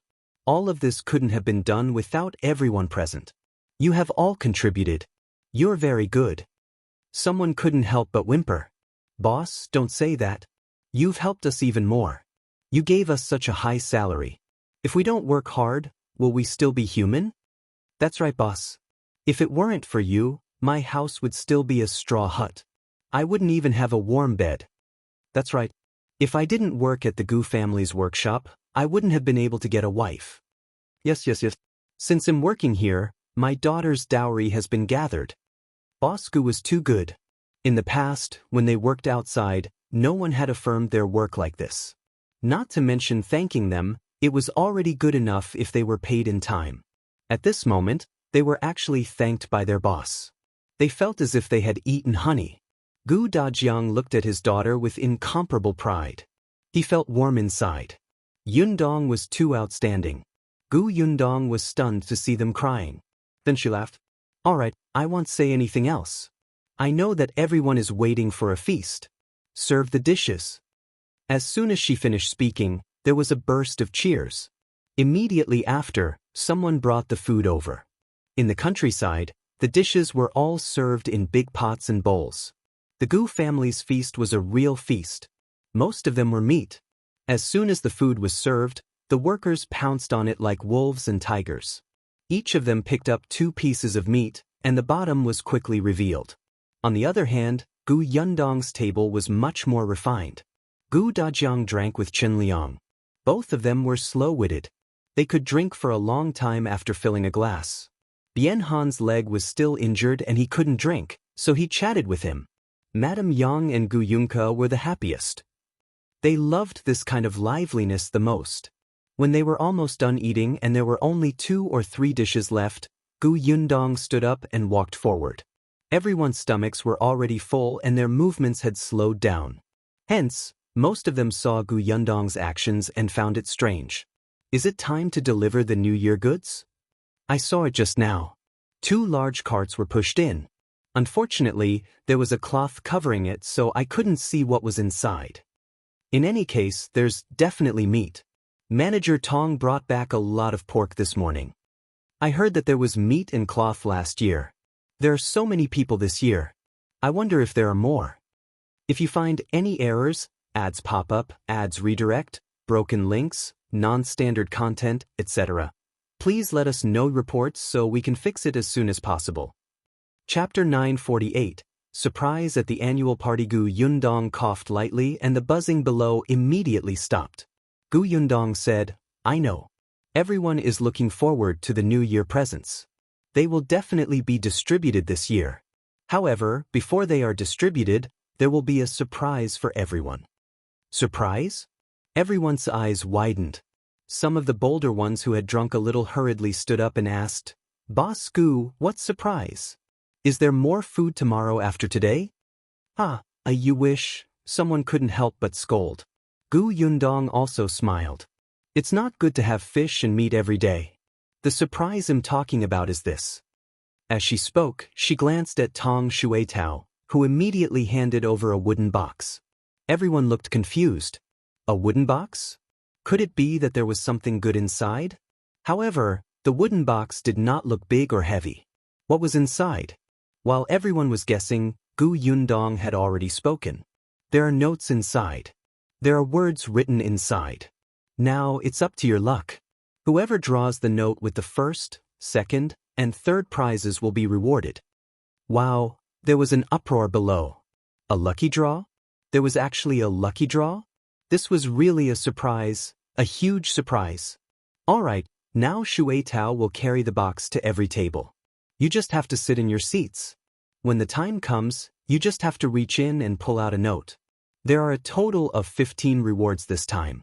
2 for the first prize, 5 for the second prize, and 8 for the third prize. With that, Tong Shuetao carried the wooden box to the first table. The first person was stunned for a moment until someone pushed him. He suddenly came back to his senses and quickly reached in to take out a note. The second person rubbed his hands, closed his eyes, and muttered, "Bless me for winning, winning, winning." Then, with an expression that said he was ready to die, he reached his hand in. The people behind also looked like they were praying to God and Buddha, hoping that they would win. Even if they couldn't win the first prize, they could at least win the second or third prizes. Everyone drew a note, but no one opened it first. It was as if they would be lucky if they did it late. Even when Tong Shuetao returned to Gu Yundong's side, the people below did not stop buzzing. Take a look at yours and see if you won any prizes. Why don't you look at yours? Yours first, then mine. Come on. Gu Yundong waited for a long time but did not see these people open the note. She immediately held her forehead. It's getting late. Are you sure you want open the note until tomorrow? If that's the case, I'll leave. No, well look right away. The people below finally couldn't hold it in anymore and quickly opened the note to read. Then, voices sounded one after another. Hey, let me see. What are these words? I don't know him either. Ask Zhuangzi. He can read. Someone took the note to Zhuangzi, who was nearby. Zhuangzi narrowed his eyes and glanced at the expectant person. He sighed and said, "These words are thank you for participating." That person was a little confused. What does it mean? It means you didn't win the lottery. Ah, the person immediately wailed and slapped his hands hard. Bad hands. Why can't you even get the third prize? Gu Yundong saw that many people couldn't read and did not know what it meant. She immediately explained, "It's okay if you don't know the words on the paper. Count them. If it's 4 words, you don't win the lottery. If it's 2 words, you do. If you find any errors, ads pop up, ads redirect, broken links, non-standard content, etc., please let us know reports so we can fix it as soon as possible." Chapter 949. What's the prize? As soon as Gu Yundong finished speaking, someone jumped up. I won. I won. Although he couldn't read, he knew how to count. Immediately after, voices rose and fell in the crowd. I got it too. I got it too. When most people saw the words in their hands, they sighed. Then, they shifted their gazes and looked enviously at the people who had won the lottery. Yundong said, "Winners, please come up first." A few people in the crowd walked forward excitedly. There were 15 people. 4 were women and the rest were all men. After all, the percentage of male workers was relatively large. They held the notes tightly in their hands. Their faces were slightly red from excitement, and their eyes were strangely bright. They handed the notes to Tongan and asked him to tell them the prize they had won. After all, they could not read. It just so happened that a woman and a man won the first prize. The woman was from the neighboring village. It was said that her family was in trouble, and her 4 children were crying for food. The oldest was only 11 years old. The man in the family was not in good health, so he could only do some simple work. Later on, this woman entered the Gu family's workshop and got paid. Only then did her family's life gradually improve. She did not expect her luck to be so good that she won the first prize. Someone said softly, "Mrs. Sun's bitter life has finally come to an end. Ever since she entered the Gu family's workshop, her luck has also come." Gu Yundong thought that Mrs. Sun would definitely like this prize. As for the other first prize winner, he was from Yongfu village. His family background was alright. The second prize was given to a woman and 4 men. One of them was Zhao Zhu, and another 2 were from the neighboring villages. The remaining man and woman were from Yongfu village. The remaining 2 women and 6 men won the third prizes. Some were from Yongfu village and some were from the neighboring villages. These 15 people were all very excited. Even someone as steady as Zhao Zhu clenched his fists tightly. Gu Yundong got someone to bring everything up. "Next, let me tell you what the prizes are." She lifted the cloth on the first pile, revealing what lay beneath. "This is the third prize. There's not much. I hope you like it." Everyone leaned forward and saw boxes on the ground. Inside were cinnamon, red dates, peanuts, melon seeds, and other snacks. Everyone could not help but widen their eyes. This was quite a lot. This was enough to entertain guests for the new year. Moreover, there were many things that they could not bear to buy during the Lunar New Year. Not to mention, there were 2 pots of wine. Judging from the logo, this wine seemed to be brewed by the Tao family in the county city. It was not that kind of cheap wine. Anyway, it was completely different from what they were drinking now. They had never even touched it. Many people present could not help but swallow their saliva. The 8 people who won the prizes were overjoyed and looked at the gift boxes eagerly. This box looked good too. Gu Yundong distributed the items one by one. The 8 of them thanked her profusely. When they received the food boxes, they walked back to their original positions in satisfaction. The people at the same table immediately surrounded someone. They wanted to reach out to eat the things in the gift box, but he slapped them away. "What are you doing? This is what I have to bring back. I still have to show it to my wife. Don't think about eating it and don't mess it up. Look at how stingy you are." The person beside him snorted and continued to look ahead. There were so many delicious food for the third prize. He wondered what the second and first prizes were. He was so looking forward to it.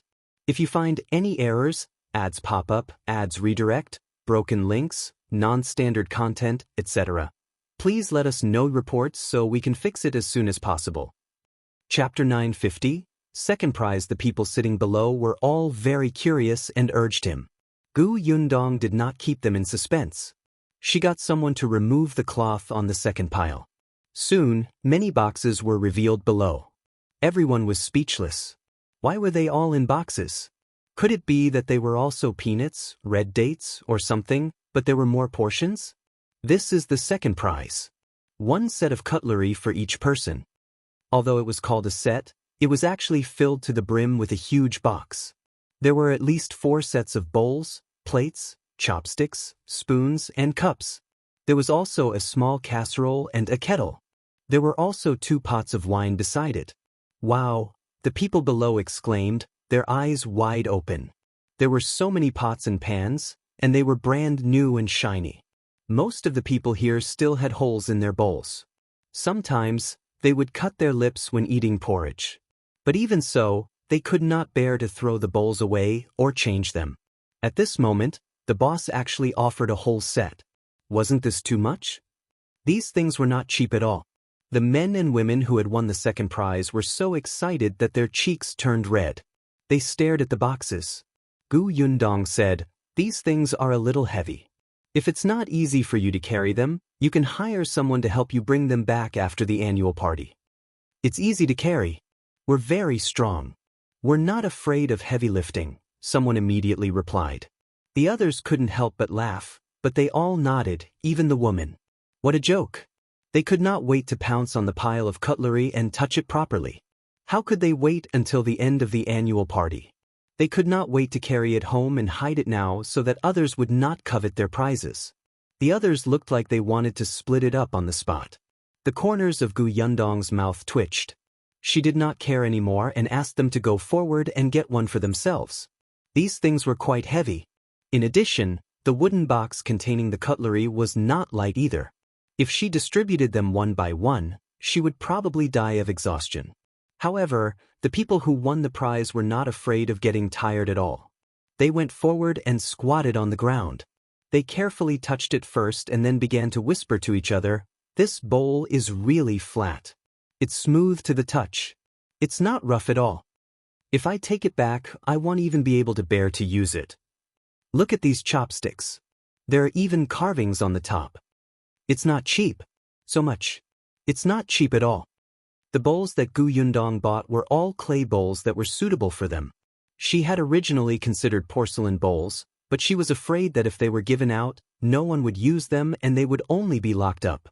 That would be meaningless. However, even if they were just clay bowls, the quality was very good. "Hey, are you done? If you've seen enough, come down quickly. We're still waiting for the first prize. Don't delay others."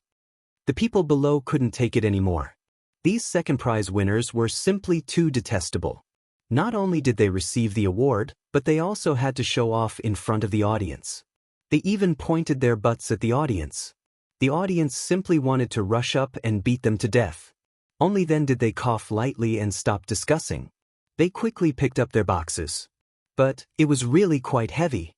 Therefore, other than the few men who carried it down one by one, the woman was in a difficult position. In the end, it was Tong Shuetao who helped her carry it to her own seat. If you find any errors, ads pop up, ads redirect, broken links, non-standard content, etc., please let us know reports so we can fix it as soon as possible. Chapter 951. First prize. After receiving the second prize, only the two people who had drawn the first prize were left. The two of them became inexplicably nervous. It was such a cold day, but their palms were drenched in sweat. Gu Yundong asked someone to remove the last piece of cloth. Everyone felt that the last pile was especially big. They thought that there would definitely be a lot of prizes. As expected, as soon as the cloth was lifted, everyone's eyes widened. This time, the prize wasn't contained in a box because it really couldn't fit in. Gu Yundong said, "This is the first prize. There's a 10-caddy quilt, a mattress, a mat, a tent, and a pillow. Each person has 2 sets of these. There are also 2 pots of wine and a bag of tea leaves." Wow! A loud exclamation suddenly erupted from below. Everyone's eyes widened. A 10-caddy quilt? There were also other things and there were actually 2 sets? They were so jealous that their eyes turned red. They looked at the 2 people who had won the first prize and wished they could swap places with them. Compared to the third and second prizes, this first prize was really generous. For example, most of the quilts in their families were only 5 caddies. At most, they were only 8 caddies. 10 caddies. It looked big and brand new. It would definitely be very warm if it covered them. In such weather, it was no different from sending charcoal in the snow. They wanted it, very much. Many people subconsciously reached out their hands. Some even went up directly. If Gu Yundong had not been standing there, they would have touched the prize. These things were not cheap. Not to mention the quilt, even the mattress was thicker than the hard blanket they had used for a few years. In that case, they could be counted as 4 quilts. Jealousy. Jealousy had changed them beyond recognition. Bad hands, bad hands. Why didn't they get the first prize? Why? Mrs. Sun, who had won the first prize, had reddened eyes and almost cried. It was true. What a thick quilt that contained 10 caddies of cotton. Her family was already in a difficult situation. There were only 2 thin blankets at home, one for her and her husband and one for the children. In the winter, they could only cover all their clothes with them, but even so, they would often wake up in the middle of the night from the cold. Originally, when she entered the Gu family workshop this year, she finally had some money saved. She planned to buy some cotton after her salary was paid, so that she could stuff the blanket and make it thicker. Because of this, she did not even buy any New Year goods. She did not expect her luck to be so good that she directly drew 2 quilts. That was great. With 2 such thick quilts, her husband and she could have one and her children could have the other. Finally, the family could sleep soundly. Mrs. Sun could no longer hold back her tears. Gu Yundong was stunned for a moment. What's wrong, Mrs. Sun? Don't you like the quilts? If you don't like them, you can ask someone else if they're willing to exchange them with you, or, no, I like them very much. Thank you. Thank you, boss. Mrs. Sun hurriedly said. I'm just too happy. The people below laughed. Boss, your prize is in her heart. That's right. Boss, you know us too well. Only then did Gu Yundong feel relieved. She said to Mrs. Sun, there are a lot of things, and they're very heavy. Can I get someone to carry them back for you later? Yes, thank you. Mrs. Sun was so happy that she could not say anything. Not only him, but the other man who had also won the first prize was also very excited. If you find any errors, ads pop up, ads redirect, broken links, non-standard content, etc., please let us know reports so we can fix it as soon as possible. Chapter 952, New Year's goods for everyone. He didn't lack quilts, but he really didn't have one that weighed 10 caddies. These quilts were especially beautiful. Coincidentally, his daughter was about to get married. This quilt would be a great honor for her as a dowry, and the color was festive.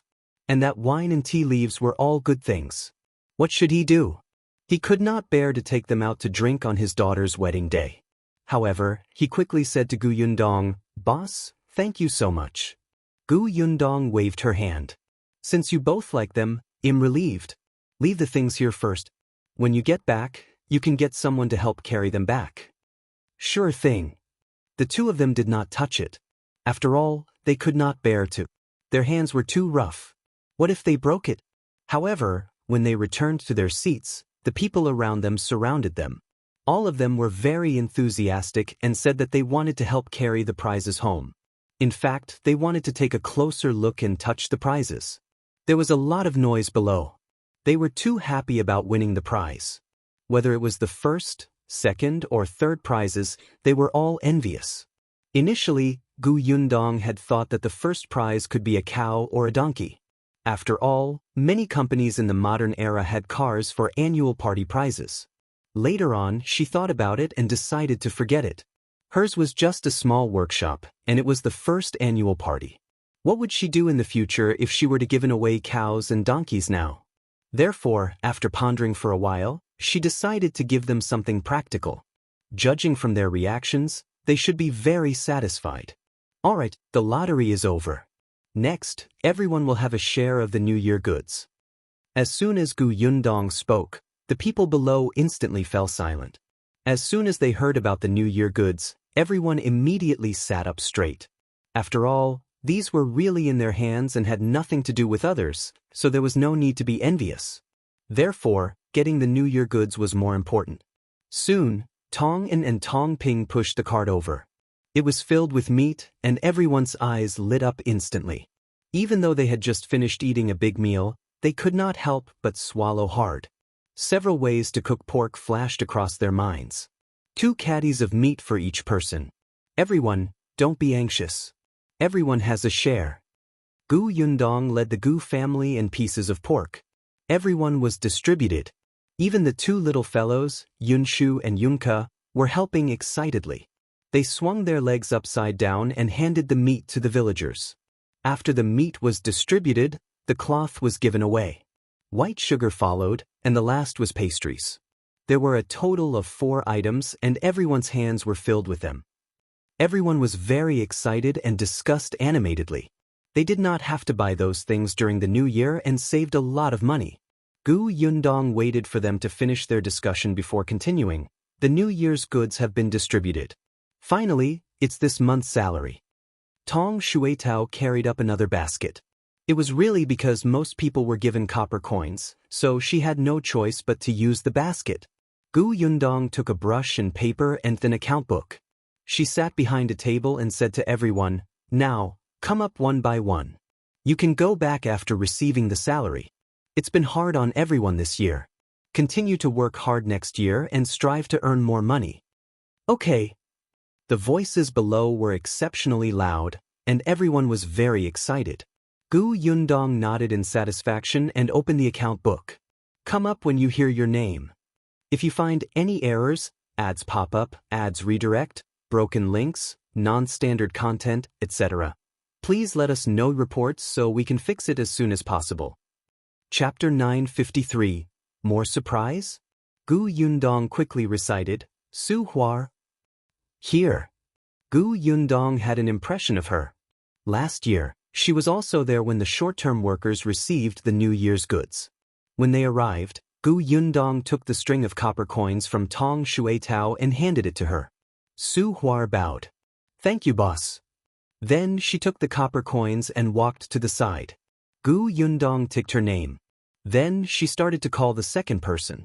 Just as she was handing out copper coins to the second person, Su Huar, who was beside her, suddenly exclaimed, "Boss, you gave an extra 100 copper coins." Everyone looked over in unison, but Gu Yundong was not surprised. "It's the new year. Take these 100 copper coins as a red packet for everyone. Everyone has it. You can buy New Year goods with it." 100 copper coins was not much. It could be considered the year-end bonus. Everyone had worked hard for an entire year. On the last day, they still had to celebrate. When the people behind heard this, they were overjoyed. They did not expect that when the workshop closed for the holiday, there would be a meal gathering, a lucky draw, and a New Year's gift. In the end, there was even a red packet. The surprises came one after another, making them a little dizzy and unable to find the north. These things were common to modern companies, but in this era, they were unique. But to Gu Yundong, these extra rewards did not cost much.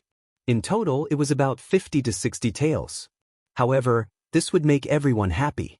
In the future, they would be more loyal to the Gu family and have a greater sense of belonging to the Gu family. Moreover, they would be able to publicize it for free. This money was very worth it. The pay was distributed one by one. Everyone could not help but count it again and again. It was not that they did not trust Gu Yundong and were afraid that they would be paid less. They just could not resist the desire to count the money, especially when they had an extra 100 copper coins. They felt so good. The Xing couple, the Shi couple, Zhao Zhu, and the other managers were the last to be paid. Their salaries were high, so they were directly given silver. Everyone was a little envious when they saw this. They thought that if they worked harder, they would be able to touch silver when they became managers in the future. However, none of these people left after receiving the money. Gu Yundong found it strange. Then she saw that everyone was busy. The tables were cleared, the stools were cleared, and the women were tidying up the pots and pans and cleaning the ground. Gu Yundong immediately smiled. Whether it was New Year goods or red packets, they were indeed worth it. In just a short while, the workshop returned to its original state. It was clean. The tables and chairs had all been returned. Everyone stood in front of Gu Yundong again with the New Year goods in their hands. They waved at Gu Yundong. "Boss, we wish you a happy New Year in advance. We'll take our leave first." Gu Yundong waved her hand. "Happy New Year to you too. See you next year." Only then did everyone turn around and leave. The weather outside was very cold and dark, but the people who came out of the workshop were all overjoyed and warm. The families of the people from the neighboring villages who lived further away came to pick them up. Mrs. Sun's husband was also here. Although he was not in good health, it was fine for him to go out. At this moment, he saw Mrs. Sun carrying a large pile of things in her hand. There were actually quilts? Her husband's face was filled with shock as he hurriedly went up to her. Mrs. Sun was very happy to see him. She said with a face full of joy, "Husband, we drew the lottery today. I won the first prize. Look, There are 2 big quilts and beddings, and these, if you find any errors, ads pop up, ads redirect, broken links, non-standard content, etc. Please let us know reports so we can fix it as soon as possible. Chapter 954, New Year Misses. Sun's husband was stunned. He subconsciously took a quilt and it, unable to come back to his senses. The people beside her had already started talking at once. Your wife is lucky. You don't know that there were only 2 people who won this prize. Your wife was one of them. This quilt weighs 5 kilograms. It's so thick. It's thick. It's indeed thick. He nodded blankly. Mrs. Sun raised the New Year goods again. These were also given by the boss. We don't have to buy them for the new year. Someone at the side shouted, let's go back first. It's already so late. Let's not stand here anymore. Let's go.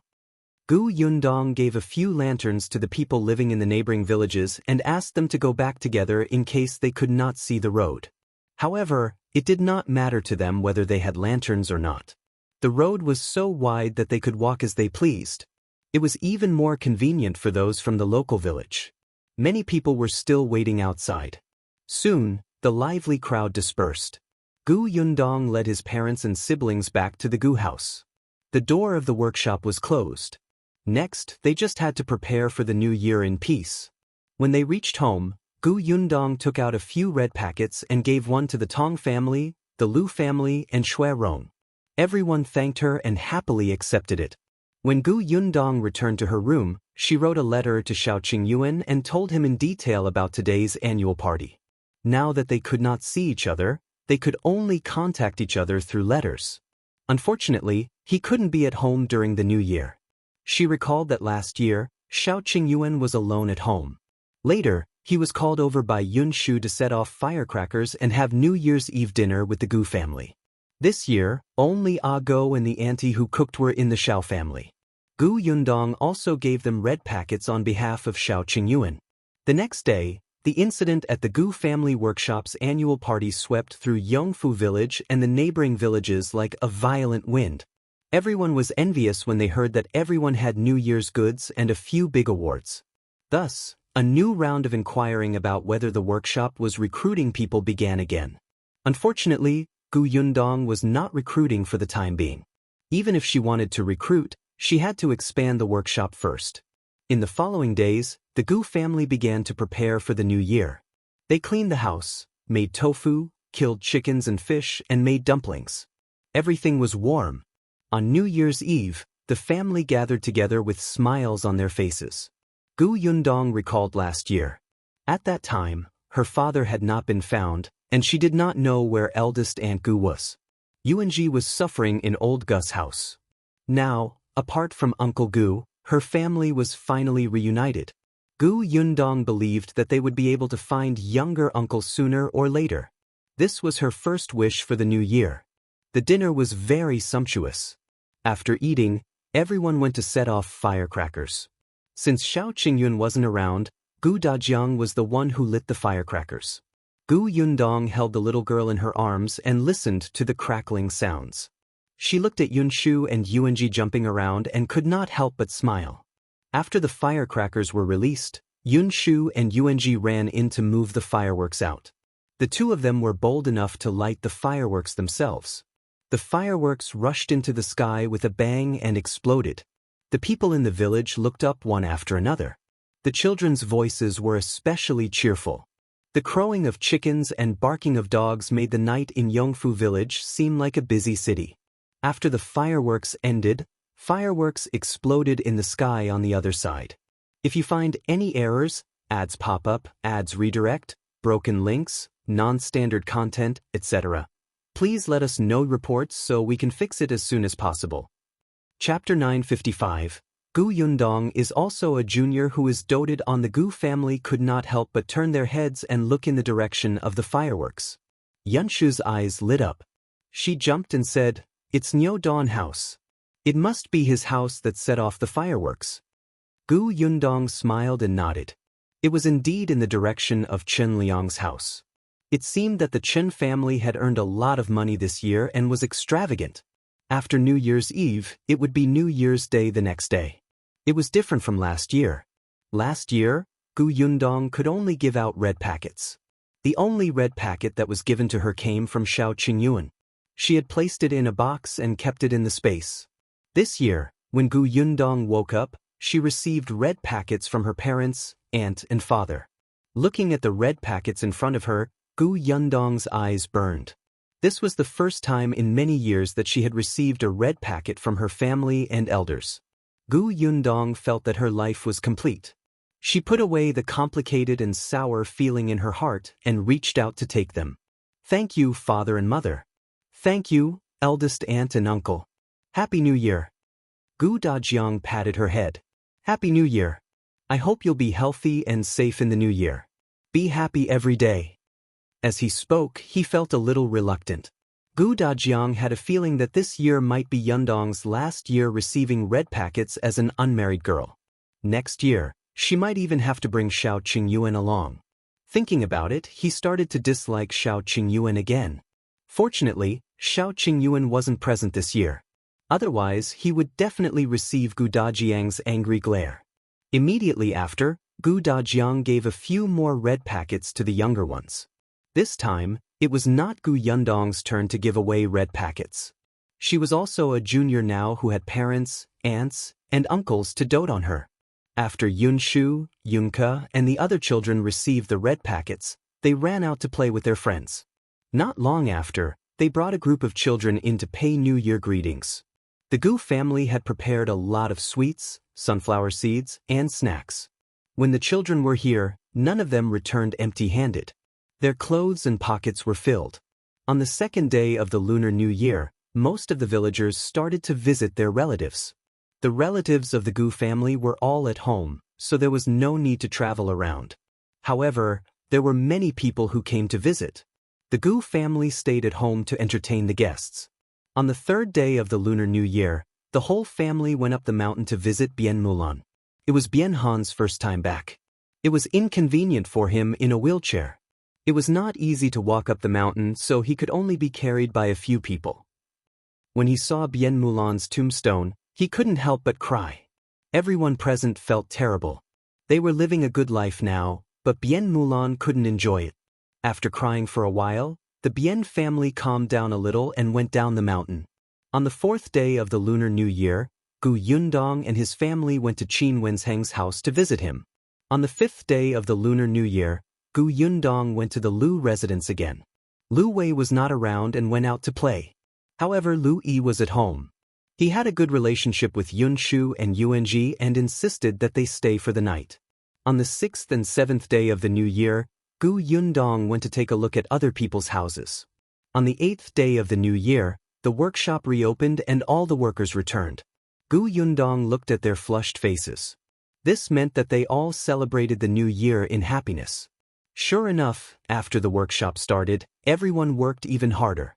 However, Xiao Qingyuan hadn't returned yet. He had sent a few letters back, saying that everything was going smoothly. Although Gu Yundong was looking forward to his return, she was also very busy. After all, her father would be taking the imperial examination at the beginning of next month. If you find any errors, ads pop up, ads redirect, broken links, non-standard content, etc., please let us know reports so we can fix it as soon as possible. Chapter 956, 10 Thin Clothes. Gu Yundong was still a little excited about the imperial examination. Not only her, but everyone in the Gu family was on high alert, especially Gu Dafeng. As Gu Dajiang's sister, she knew best about his helplessness when he wanted to study as a kid. She accompanied him through the experience of being chosen by the old elementary scholar and recognized by the old patriarch. Later on, the old patriarch and the old elementary scholar passed away one after another.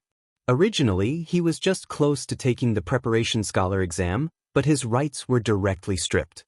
In the end, he put down his books and worked in the fields all day. Gu Dafeng had accompanied him all this way.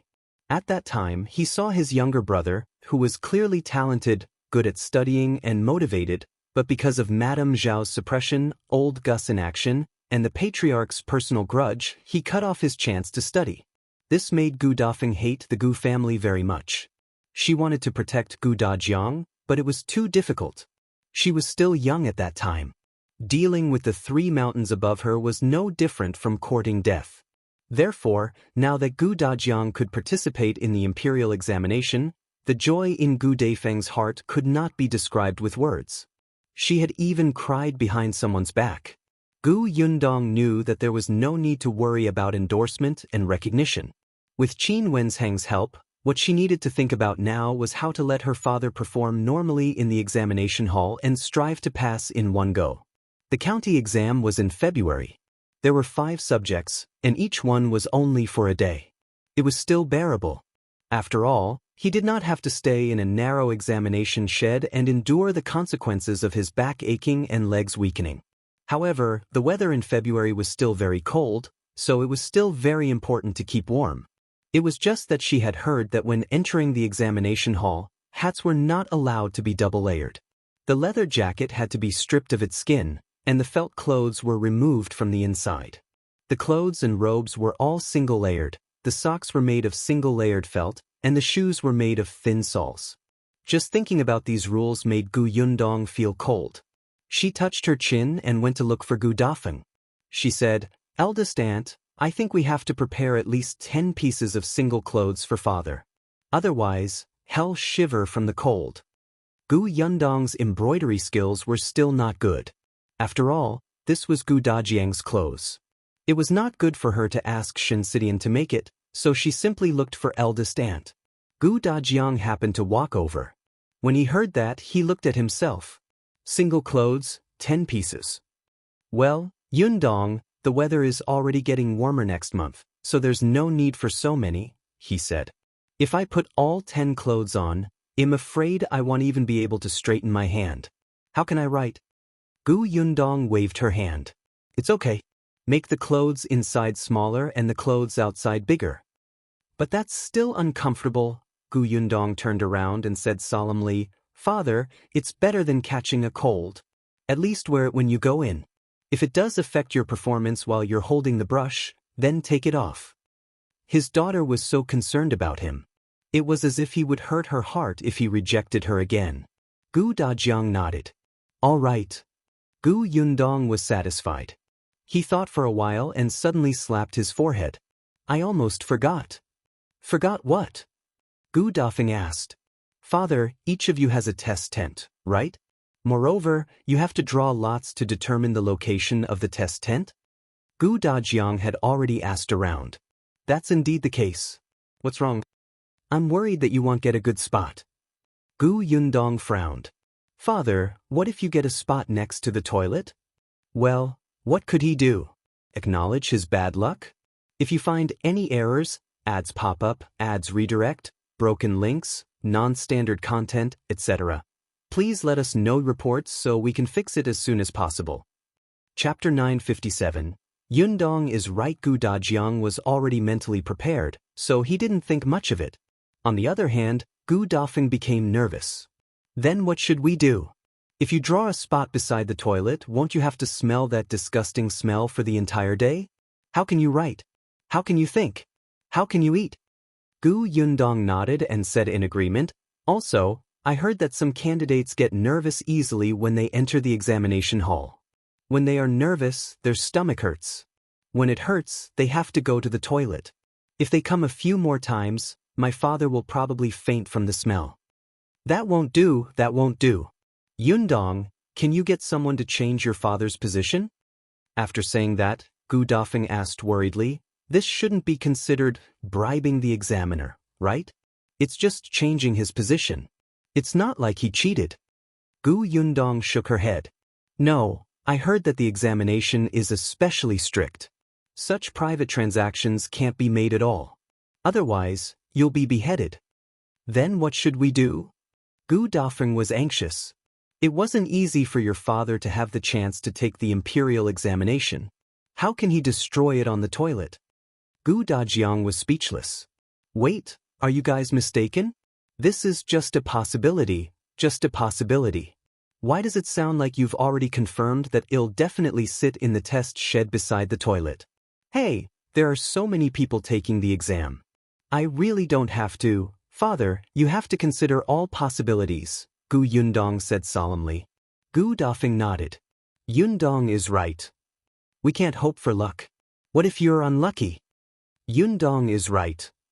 Gu Dafeng continued to nod. So, father, we have to think of a way to solve this problem first. Yundong is right. Gu Dafeng nodded halfway and suddenly looked at her in surprise. You've thought of a way? Gu Yundong said in all seriousness, I do have a stupid but very effective method here. Tell me quickly. Gu Dafeng's eyes lit up. However, Gu Dajiang suddenly had a very bad feeling. Gu Yundong said, we have to let my father get used to this smell first. You mean? Gu Yundong looked at Gu Dajiang. Father, during this period of time, when you're reading and writing articles, move the table near the outhouse. When you're used to it and can smell nothing, you won't have anything to fear. You won't care where the examination hall is when you write articles. Gu Dajiang couldn't help but widen his eyes. Yundong, your father, your biological father. What the hell is smelling nothing? You even create an idiom yourself, right? When Gu Dafeng heard this, she was a little hesitant. Was this method really fine?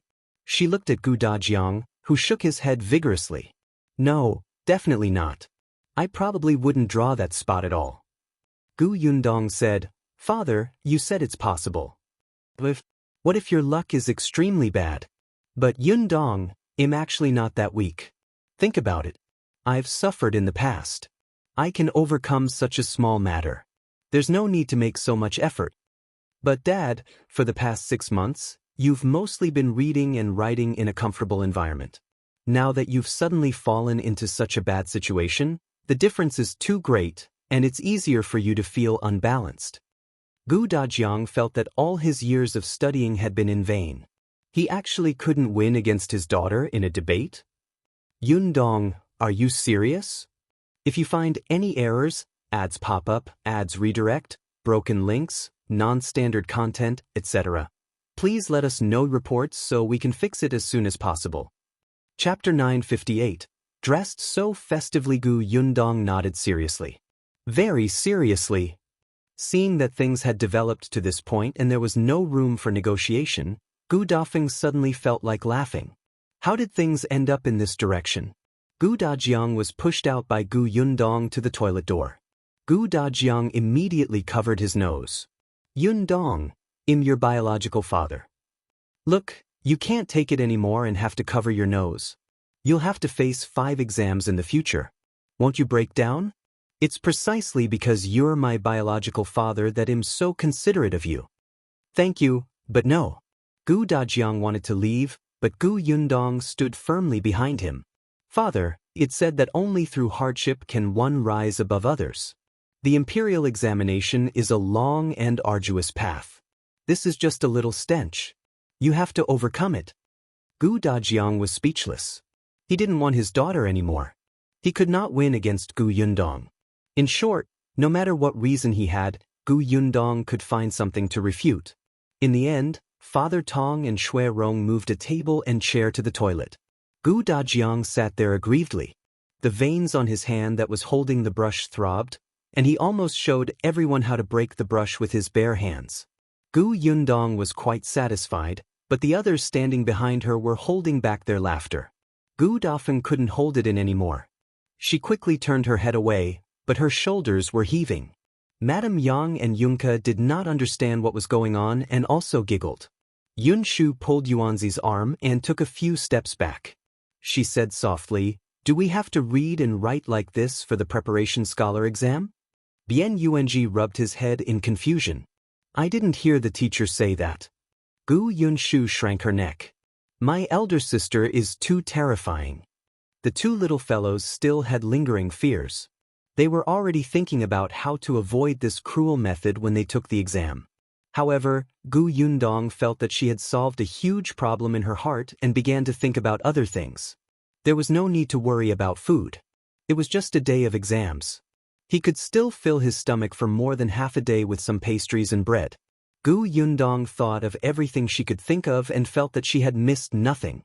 Only then did she heave a sigh of relief. In the next few days, she focused on preparing. By the end of the month, Gu Dajiang's 10 clothes were completed. Gu Yundong took it from eldest Aunt Gu and compared it. It was not bad. The outermost piece was exceptionally wide, so it should not be too tight. Gu Yundong carried the pile of clothes to look for Gu Dajiang. However, just as she reached the courtyard, she bumped into him. "Father, why do you smell so bad?" Gu Yundong took a few steps back. Gu Dajiang's eyes suddenly turned sinister as he sneered at Gu Yundong. The latter suddenly reacted. Oh no, it seemed like she did it. She immediately turned around and ran away with her clothes. Gu Dajiang snorted and returned to his room to shower and change. After more than an hour, Gu Yundong came back quietly with his clothes. She originally thought that Gu Dajiang would not be around. Unexpectedly, when she arrived at the main house, she saw her father trying on a piece of clothing. Madame Yang was looking at him with glowing eyes, as if she liked him very much. Gu Yundong was surprised. "Father, where did you get this outfit? Why are you dressed so festively? If you find any errors, ads pop up, ads redirect, broken links, non-standard content, etc., please let us know reports so we can fix it as soon as possible." Chapter 959. What does other people getting married have to do with you? Madame Yang was helping him tidy up his sleeves. She also looked very happy, not letting go of even the slightest wrinkle. Gu Dajiang glanced sideways at Gu Yundong and said, "Jiang Bao and the She family's daughter are getting married. Don't tell me you've forgotten?" "Of course I didn't forget. Isn't it the day after tomorrow?" Gu Yundong was suspicious. "But what does her marriage have to do with you wearing new clothes?" Gu Dajiang was smug. "They invited me to be their witness." Witness? When did this happen? Why didn't she know? Seeing that her father's new clothes were prepared so neatly, he must have received the news long ago. Was he deliberately not telling her? Was he taking revenge on her for letting him stay near the toilet? He was already so old. How childish. Gu Yundong snorted softly, but she was still very surprised. However, what she did not know was that Jiang Bao's first consideration was Gu Yundong. Speaking of which, Gu Yundong and Xiao Qingyuan were more or less matchmakers for him and Lan Huaner. If she hadn't hired Zhuangzi, if Boss Xiao hadn't hired Jiang Bao, the two of them wouldn't have known each other. Naturally, Zhuangzi wouldn't have introduced the girl to her. Therefore, to them, Gu Yundong and Xiao Qingyuan were matchmakers, benefactors, and esteemed guests. However, Xiao Qingyuan was not around. Gu Yundong was not married after all. It was not appropriate for her to be a witness. Hence, after some thought, Jiang Bao thought of Gu Dajiang. This was Boss Gus's biological father and Boss Xiao's future father-in-law. He was also a scholar. It was said that he would be participating in the imperial examination soon. At that time, he would be the elementary scholar. Their witness was the elementary scholar. If word got out, wouldn't it be glorious? Hence, the She couple and the Jiang family came to invite Gu Dajiang. This was the first time Gu Dajiang was a witness. For some reason, he was a little excited. Hence, on the day of Jiang Bao and Lan Hua's wedding, he woke up early. After dressing up, he got Shui Rong to put on a carriage and went to the Jiang family village. As the witness, Gu Dajiang naturally had to go to the man's side. Gu Yundong brought the rest of the Gu family to the She residence. Gu Dafeng and his husband did not go. After all, they did not have much of a relationship with the newlywed couple. In addition, Bian Han's leg was inconvenient. There were too many people, and it was easy to get injured if they squeezed around. When the She family got married, the entire village became lively. In the past, Shi Dashan and his wife were timid, and Zhuangzi was a hooligan. Lan Hua was the only sensible and smart one in the family. However, no matter how smart she was, having such a family would also drag her down. Therefore, when families with slightly better conditions were looking for a wife, they would not consider Lan Hua. However, in less than a year, the She family had changed drastically. Lan Hua had married into a good family. She heard that Jiang Bao was going to the prefectural city soon. This time, most of the people in the village came to the She family's treat. When Gu Yundong entered, it was already bustling with noise and excitement. Many villagers came over to help. Some were cooking, some were carrying tables. Most of them knew Gu Yundong. When they saw her family coming, They raised their hands to greet her. Gu Yundong nodded and responded to them one by one. Then, she brought the children to see the bride. Lan Huar sat in her room. The She family had renovated the house. She had a separate room, and it was quite big. Hence, when Gu Yundong entered, there were already many people sitting in the room. However, there were a few familiar faces. They were ladies and women from the village, and some were complete strangers. They were probably relatives of the She family. If you find any errors, ads pop up, ads redirect, broken links, non-standard content, etc., please let us know reports so we can fix it as soon as possible. Chapter 960, Gu Yundong adds makeup. When Lan Huar saw Gu Yundong, she quickly stood up.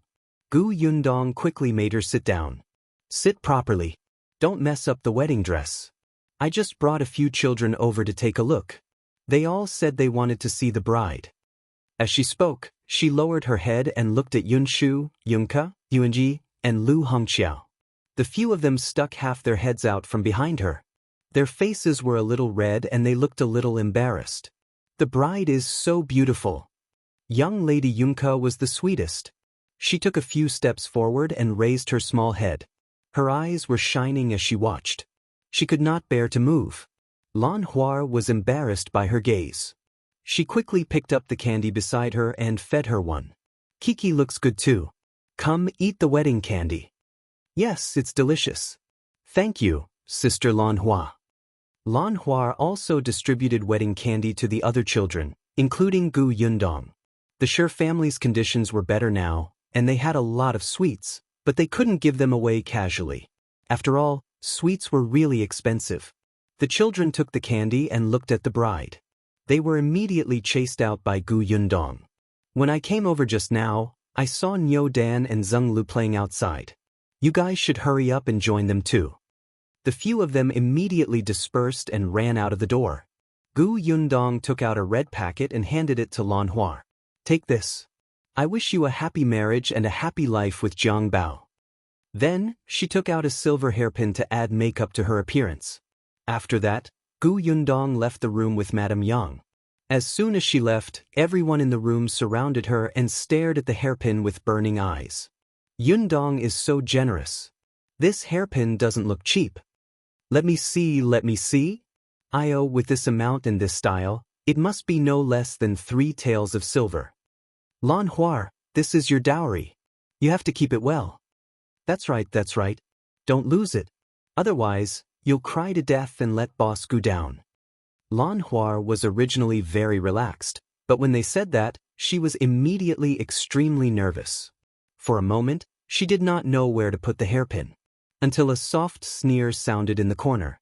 You guys are really funny. Such a lousy hairpin is almost like a treasure. That Miss Gu is so rich, why didn't she give you a gold gift? I heard that those rich families offer a complete set of makeups for the bride. You guys can even brag about a hairpin. It's strange. As soon as she said this, the room fell silent. Everyone looked at the girl who spoke in unison and frowned. Lan Hua also frowned. Her personality was different from her parents, especially those who made her unhappy on her wedding day. She would not be polite. It's better than nothing. This person was a cousin of hers called He Xiu. She was the same age as her. In the past, she looked down on her family and would poke fun at them from time to time. Later, Zhuangzi became a clerk in the county. The She family's days were getting better and better. This cousin of hers had other thoughts and wanted to marry Zhuangzi. Unfortunately, Zhuangzi was focused on his goal of becoming the shopkeeper. He did not even know who He Xiu was. Moreover, Shi Dashan and his wife did not like He Xiu. In the end, the matter was left unsettled. However, a few months ago, the He family found out that Zhuangzi had become the shopkeeper. If you find any errors, ads pop up, ads redirect, broken links, non-standard content, etc., please let us know reports so we can fix it as soon as possible. Chapter 961, Prestigious Shopkeeper. In this day and age, anyone who could be a shopkeeper was old. A young man like Zhuangzi would have to work for at least 10 years before he could reach that step. It had been less than a year since he became a shop assistant, right? The He family was excited and ran over to matchmake Zhuangzi and He Xiu. The Sher couple would not agree either. The He family's parents almost fell out with them. No matter what they said, they could not get them to agree. Later on, they came up with a bad idea. They simply let He Xiu go to Gus's shop to meet Zhuangzi. The two of them would meet more in private. When Zhuangzi had a good impression of He Xiu, it would be useless even if the Sher couple wanted to object. He Xiu did go to the shop in the county city and saw Zhuangzi arrogantly instructing Chen Jinkai to work. She felt that it was especially impressive and imagined having a maidservant for her to order around in the future. Hence, she was even more determined to get Zhuangzi. After entering the shop, she felt very immersed and also instructed Chen Jinkai. Chen Jinkai tolerated Zhuangzi because Zhuangzi was only putting on an act on the surface. In fact, he had helped him a lot. This was the way the two of them interacted. But where did this woman called He Xiu come from? It was simply baffling. Then He Xiu was chased out by Chen Jinkai. Zhuangzi looked on coldly and even gloated. These relatives of the He family were really ugly. Zhuangzi had never liked them in the past. When his parents were in trouble, they would avoid them and hit them when they were down. Now, seeing that Zhuangzi's family's lives were getting better and better, they rushed to curry favor with them, which made Zhuangzi extremely disgusted. Therefore, no matter what He Xiu's personality was, Zhuangzi would not consider it. Although he had become the shopkeeper, Zhuangzi was still not stingy. He went straight to He Xiu's village to look for the He family's parents. If they let He Xiu pester him again, he would make a fuss that the entire village would know and make He Xiu unable to marry in the future. If He Xiu had the guts to marry him, he would also have the guts to beat her to death. As for being filial to his parents-in-law, don't even think about it. He Xiu's family really felt that he could do it. They were a little timid. After weighing it for a while, they still felt that they should let it go. Hence, they restrained He Xiu and stopped her from looking for Zhuangzi. Lan Hua did not expect He Xiu to make things difficult for her here. With her temperament, she actually looked down on Gu Yundong's gift? What a joke! He Xiu was a little angry after being rebuked by Lan Hua. She stood up and wanted to quarrel with her. However, she was quickly suppressed by her sister-in-law. Stop it. Today is Lan Hua's big day. If you make a fuss, Zhuangzi will be the first to not let you off. It's not like you don't know Zhuangzi's temper. He Xiu took 2 deep breaths and endured it. In the end, she did not say anything. However, after lowering her head, her eyes darted around and her gaze landed on the hairpin. The He family's sister-in-law immediately changed the topic, and everyone looked away from He Xiu. The chattering in the room quickly became lively again. Not long after, there was a sudden commotion outside. Immediately after, a child ran in and shouted, "The groom is here! The groom is here!" He rode a tall horse over. He's so awe-inspiring. Everyone in the room stood up and chuckled as they asked Lan Hua to quickly cover her head. After a while, there was even more noise outside.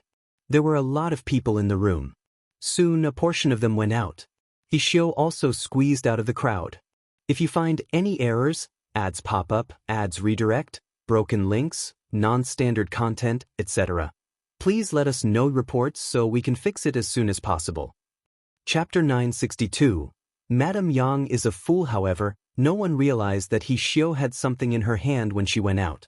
Jiang Bao was blocked outside the door by Zhuangzi, Big Qian, and Gosheng. One moment, they wanted him to flip around, and the next moment, they wanted him to recite poetry. The onlookers were overjoyed.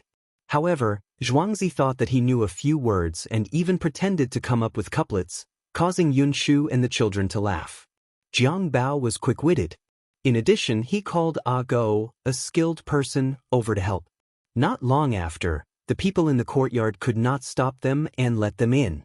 Gu Yundong stood in the crowd and watched the commotion. She suddenly thought of Xiao Qingyuan. She didn't know when he would be back, but she had received a letter from him 2 days ago.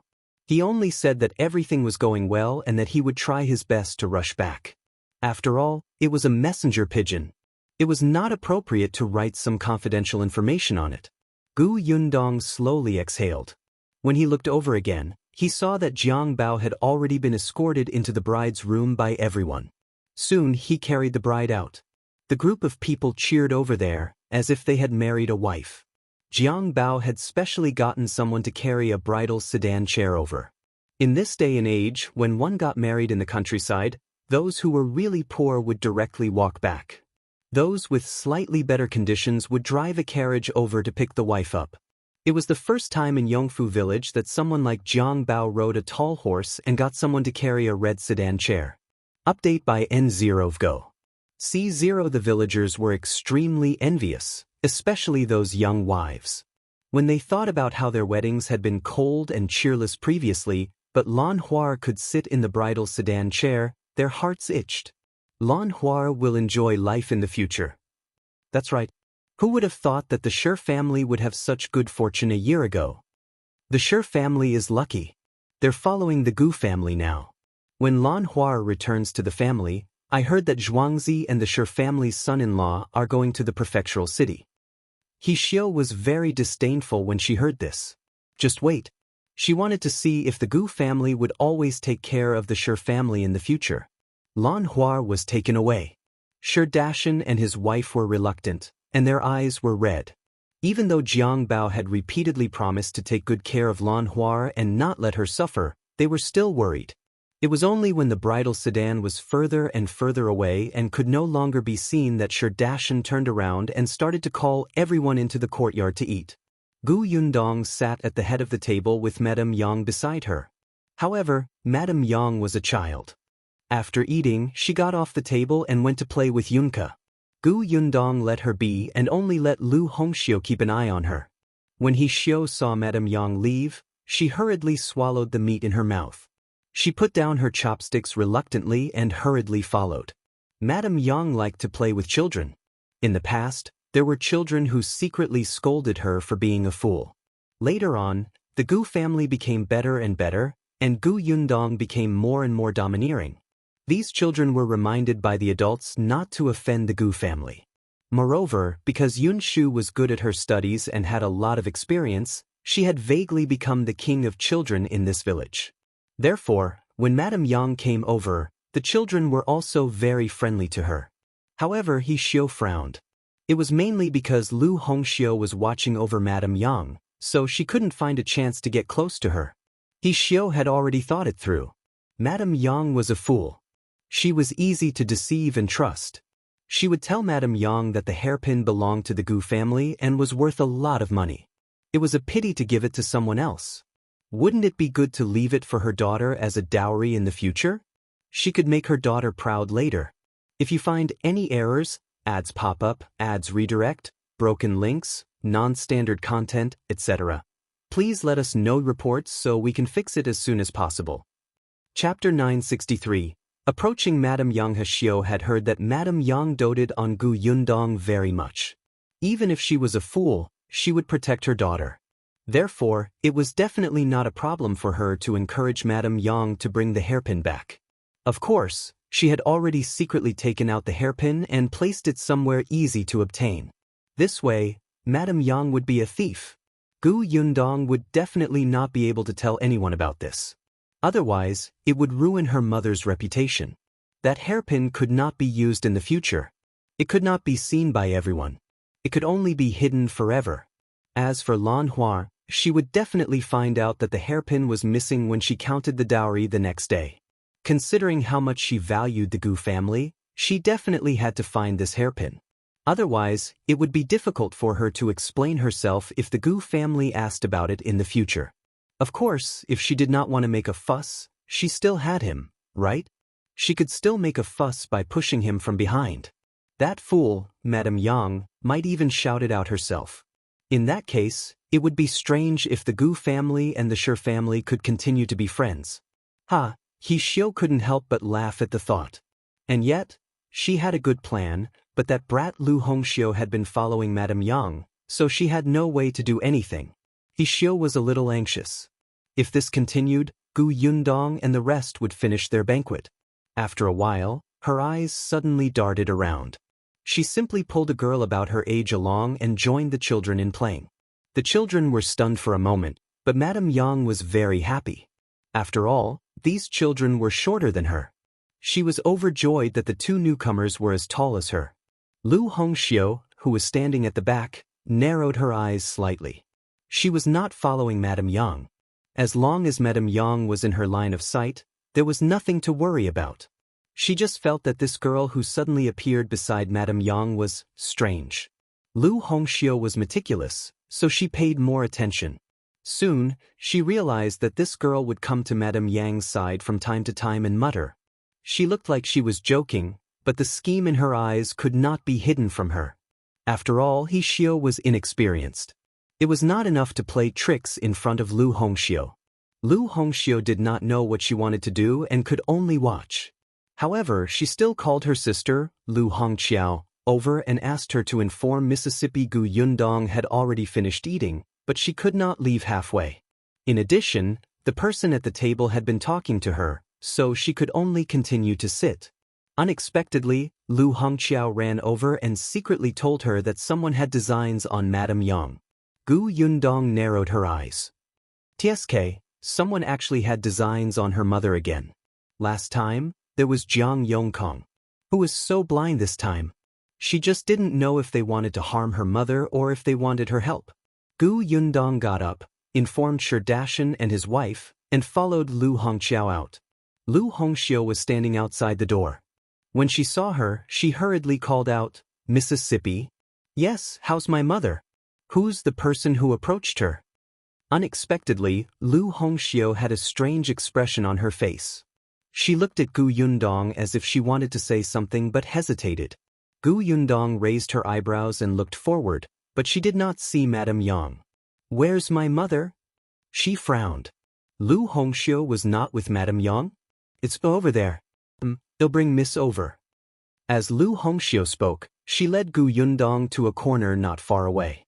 "If you find any errors, ads pop up, ads redirect, broken links, non-standard content, etc., please let us know reports so we can fix it as soon as possible." Chapter 964. I squeezed it back before she reached the corner of the wall. She heard begging sounds coming from inside. The voice wasn't loud. When she got closer, she could vaguely hear the words, "Stop hitting me." Gu Yundong frowned and turned to look at Lu Hongxiu. The latter nodded and said, "It's the girl called He Xiu." Gu Yundong took a few steps forward and turned the corner. He saw a few children surrounding a girl, their little fists landing on her. Yun Shu snorted. "Who asked you to bully my mother? Do you think we're blind? How dare you be so unscrupulous in front of me? It'll be unfilial if I don't hit you." "Yes, unfilial." Yunka swung her fist and hit He Xiu's shoulder hard. It was just that her position was not very good, and her own hand hurt to death. The little girl immediately changed her leg and kicked her. He Xiu had a ball of cloth in her mouth and was trying hard to spit it out. She finally shook it off and quickly said, "Let go of me quickly, or I'll call for help." At this moment, her hand was pressed back by Madame Yang. Madame Yang was very strong. She was used to doing farm work in the past. Now that her family's conditions were better, she still liked to do it, especially those potted plants. It took a lot of strength to move them around. There was nothing wrong with restraining a little girl like He Xiu. As for the children surrounding He Xiu, other than Yunshu, Yunke, and Yuanji, there were also Zhengyu, Zhenglu, and Niu Dan from the Zheng family. However, only Yunshu and the other two attacked. The others acted as a wall and surrounded He Xiu. The corners of Gu Yundong's mouth twitched. After watching silently for a while, she finally said, "What happened?" The few of them turned around at the same time. Madame Yang couldn't help but loosen her grip. He Xiu immediately took the opportunity to escape and took 2 steps back.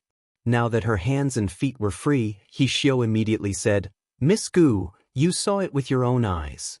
I was blocked here by your mother and your brother and sister. Look at my clothes. They're all footprints from their kicks. My body hurts to death. If I walk out now, others will know that they're bullying me with numbers. I'm afraid your Gu family's reputation will be ruined." Oh, the guilty party was the first to complain. Gu Yundong found it funny. "Why did they hit you? What else could it be? Naturally, they flew into a rage out of humiliation because I didn't give in to your mother when we were playing." "Nonsense." Yun Shu immediately retorted. She said to Gu Yundong, "Eldest sister, she has ulterior motives. She actually wanted to instigate Mother to steal. She has evil intentions. We can't let her off easily. I didn't, He Xiao immediately retorted. Madame Yang snorted heavily. Yes, you did. You told me yourself. You said that you wanted me to take back the hairpin Dong Dong gave to Lena. That belongs to Dong Dong. You even know where the hairpin is. As she spoke, she looked at Gu Yundong and said proudly, she still treats me as a 3-year-old child. How could I fall for such a trick? Gu Yundong nodded. Mother is the best. Madame Yang agreed. That's right. Dong Dong said that what she gave away belongs to someone else. How can I take it back? That's called going back on your word and being despised. How can I let Dong Dong be despised? So I rejected her very firmly. I didn't expect. She actually called me a fool and even pinched me. Yunka raised her hand. I saw it, so I pinched her back. I pinched her back too, Madame Yang said impatiently. If you find any errors, ads pop up, ads redirect, broken links, non-standard content, etc., please let us know reports so we can fix it as soon as possible. Chapter 965. Big Sister is right. Yunshu and Yuanji, who were standing at the side, also nodded vigorously. We've all pinched her back. Gu Yundong. Big Sis said that we can't be quiet when we're being bullied, especially when the situation is advantageous to us. There are so many of us, and we're on our own territory. I'm also a future martial arts expert. There's no reason for me to not retaliate when someone attacks, right? Yunshu had always treated Gu Yundong's words as a wise saying, and he carried it out very thoroughly. As for martial arts master, this was something he had self-proclaimed. Ever since the accident that almost cost Tong in his life, Yunshu had been very active in practicing martial arts with him. Yunji was the same. However, while Yunshu was very good at studying, his talent in martial arts was really ordinary. Still, he was very hardworking and firmly believed that he would definitely be an expert in the future. Gu Yundong nodded. You're right. As expected of what she had taught him. It was very good. However, He Xiao, who was at the side, almost vomited blood. Indeed, she had only pinched Madame Yang, but that was not serious. It was not heavy at all and did not hurt her. In the end, these brats had pinched her arm until it was bruised. Even now, she still felt a dull pain. What was worse was that not only did they push her into this corner, but they also taught her a lesson. He Xiao was filled with regret. Madame Yang was not an ordinary fool. Gu Yundong looked at He Xiao. So, you want to scheme against my mother, right? And I gave that hairpin to Lan Hua. It should have gone to the Jiang family with Lan Hua now. Why is it still here? Did you steal it? He Xiao's heart skipped a beat and she quickly looked up. Unexpectedly, she met Gu Yundong's sharp gaze and immediately defended herself. I didn't, Miss Gu. Do you believe what they say? The children just don't like me and are messing with me. I've never said anything about a hairpin. Never. If you don't believe me, look at your mother. Do you see any traces of me pinching her? After saying that, she wanted to walk out. Forget it, I won't argue with the children. I'm unlucky. Can I leave? He Xiao wanted to leave before Gu Yundong could react. Unfortunately, just as she turned around, Tong Shuitao stood behind her. Immediately after, Gu Yundong's faint voice sounded from behind. You're a guest of the Sher family. You clearly know the relationship between the Sher family and my family, but you still want to use that hairpin to frame my family. You have a grudge with the Sher family and want to sow discord, right? Tell me, where is that hairpin? He Xiao's expression changed. She wanted to leave, but her path was blocked. She wanted to defend herself, but Gu Yundong seemed to have guessed her intentions. She rolled her eyes and immediately wanted to shout at the top of her lungs, help! Before she could finish speaking, Gu Yundong struck her from behind and knocked her out. Tong Shuitao caught her and asked Gu Yundong, Miss, how should we deal with this? This is a guest of the Sher family, and the Sher family's banquet isn't over yet. Take her home first. Later, call Sher Dashan and the others over and see what they plan to do. Yes. After Tong Shuitao finished speaking, she carried He Xiao back to the Gu family as if she was carrying a dead person. The Sher family's banquet was at noon. At this moment, they were almost done eating. Other than a few women from the same village who helped, only their close relatives were still there. The sister-in-law of the He family was there, but she could not find He Xiao at this moment. If you find any errors, ads pop up, ads redirect, broken links, non-standard content, etc., please let us know reports so we can fix it as soon as possible. Chapter 966. Crying from Her Foolishness. The He family's parents also came, but they had something to do at home. They quickly went back after eating, leaving the He family's eldest sister-in-law to find He Xiao and bring her back. However, now that He Xiao could not be found, she immediately became anxious and quickly went to look for Sherdashan and his wife. It was at this moment that Tong Shuitao came to the door and told them about He Xiao. When Sherdashan heard that He Xiao had actually schemed against Madame Yang to ruin his daughter's marriage, he was furious. He quickly went to the Gu residence with his wife, He Yi, and brought the He family's eldest sister-in-law along. The He family's eldest sister-in-law was dumbfounded. She only found out what had happened from He Yi on the way to the Gu family. She was so angry that she almost collapsed. She wished she could turn around and go home quickly so that her in-laws could take her sister-in-law away. What was going on? Was He Xiao's brain damaged? It was fine if she caused trouble for the Shi family. After all, He Yi was her aunt. If she made a mistake, she could put the matter behind her. But she actually had designs on the Gu family to scheme against Madame Yang? Over the course of the day, the He family's eldest sister-in-law had heard everything about the Gu family. She knew that the Gu family had fled from the famine and that her family was the richest in the entire village. She knew that Gu Yundong had dared to tie someone to a tree and slap them before she had her current achievements. She knew that Gu Yundong knew the nobles in the prefecture. There were too many rumors about the Gu family. How could He Xiao provoke such a person who could subdue a hooligan like Zhuangzi? They did not even dare to offend Zhuangzi. How could they have the courage to offend Gu Yundong? She was simply about to cry from her sister-in-law's stupidity. However, even though the dissatisfaction in her heart had reached its peak, the He family's eldest sister-in-law still had to bite the bullet and go to the Gu family to bring her out. Coincidentally, when they arrived at the Gu residence, He Xiao had also woken up. When she saw the He family's sister-in-law, she immediately cried and defended herself. However, the He family's eldest sister-in-law clearly did not believe her words and she did not know what to do. Gu Yundong's ears hurt from the noise. She frowned and said, "All right, shut up. You said you're innocent, right? That's simple. There are many people coming and going in the Shi family today. There are many guests. Someone must have seen you hide the hairpin. I'm not afraid of trouble. Later, find everyone. I'll ask them one by one. Someone will be able to tell me the truth." He Xiao immediately did not dare to speak. When she hid the hairpin, she had really met a few people.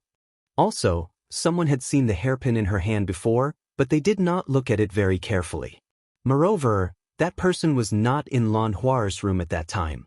He did not know that Gu Yundong had given Lan Hua a hairpin to add makeup, so he did not suspect anything.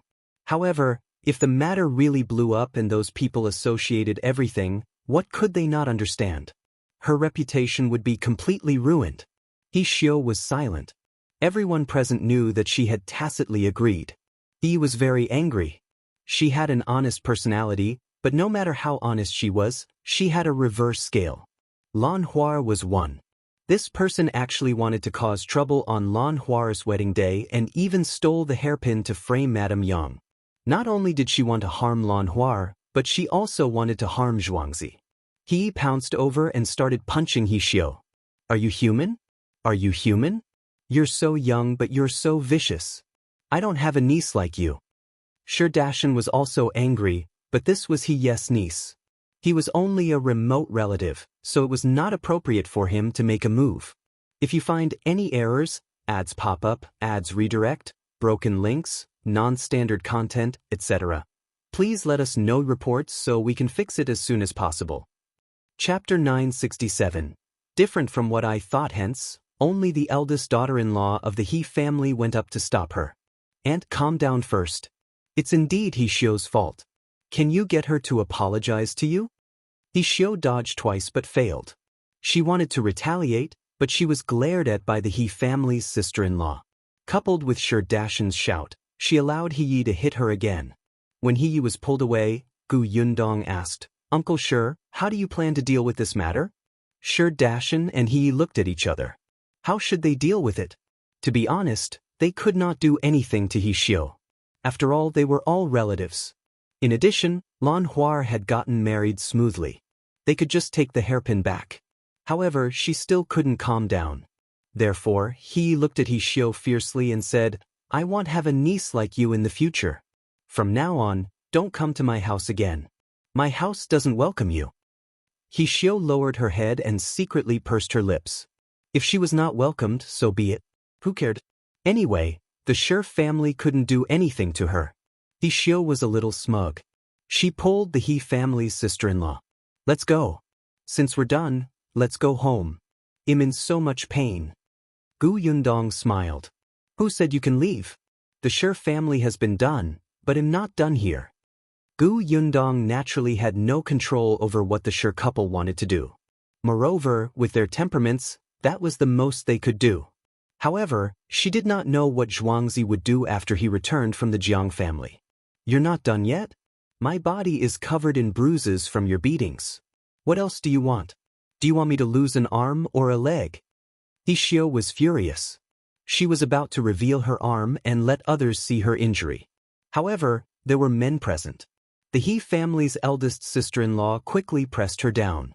Gu Yundong smiled and said, "You were the one who pinched my mother first, so we returned it to you. But it's not so easy to get over the fact that you schemed against my mother. These are two different things, okay?" He Xiu had never seen such a shameless person. "What do you want?" Gu Yundong looked at Madame Yang. "Mother, she schemed against you. What do you want to do?" Madame Yang was a little confused. Yunshu and Yunke immediately went to her side to give her ideas. After a long while, Madame Yang finally decided. She said seriously, "I want her to stand at our door and shout 'I'm a big fool' 3 times. Gu Yundong, so you guys discussed for so long and came to this conclusion? At least ask her for compensation for mental damage, right?" But seeing that Madame Yang, Yunshu, and Yunke seemed quite satisfied, Gu Yundong could only rub her forehead and agree. He Xiu screamed, "Are you guys crazy? I'm not going." If she did as she was told, how would she have any face in the future? Yongfu village was not far from her village. Later, all the villagers would know. How could she get married? Gu Yundong did not care. If you don't do it, then prepare to go back without an arm or a leg. You're going too far. Don't do things whose consequences are unbearable. If she had not targeted Madame Yang first, Gu Yundong would not have known who she was. He Xiu was unwilling. The He family's eldest sister-in-law quickly pulled her to the side to persuade her. After a long time, He Xiu finally nodded with a red face and trembling body. As expected, she ran to the entrance of the Gu residence and shouted 3 times. Then, before the onlookers could appear, she quickly ran away. Madame Yang, Yunshu, and Yunke were speechless. Why was it different from what they had imagined? Shouldn't there be many people watching the show? If you find any errors, ads pop up, ads redirect, broken links, non-standard content, etc., please let us know reports so we can fix it as soon as possible. Chapter 968. Compensation. Gu Yundong wanted to laugh. She shrugged and said, "This is your choice. Now, they should know that when they wanted to punish others in the future, they should consider it carefully, right?" And he had left, but Gu Yundong had also found out the whereabouts of the hairpin from He Xiu. She said to Shi and his wife, "The hairpin is hidden under the bed in Lan Huar's room.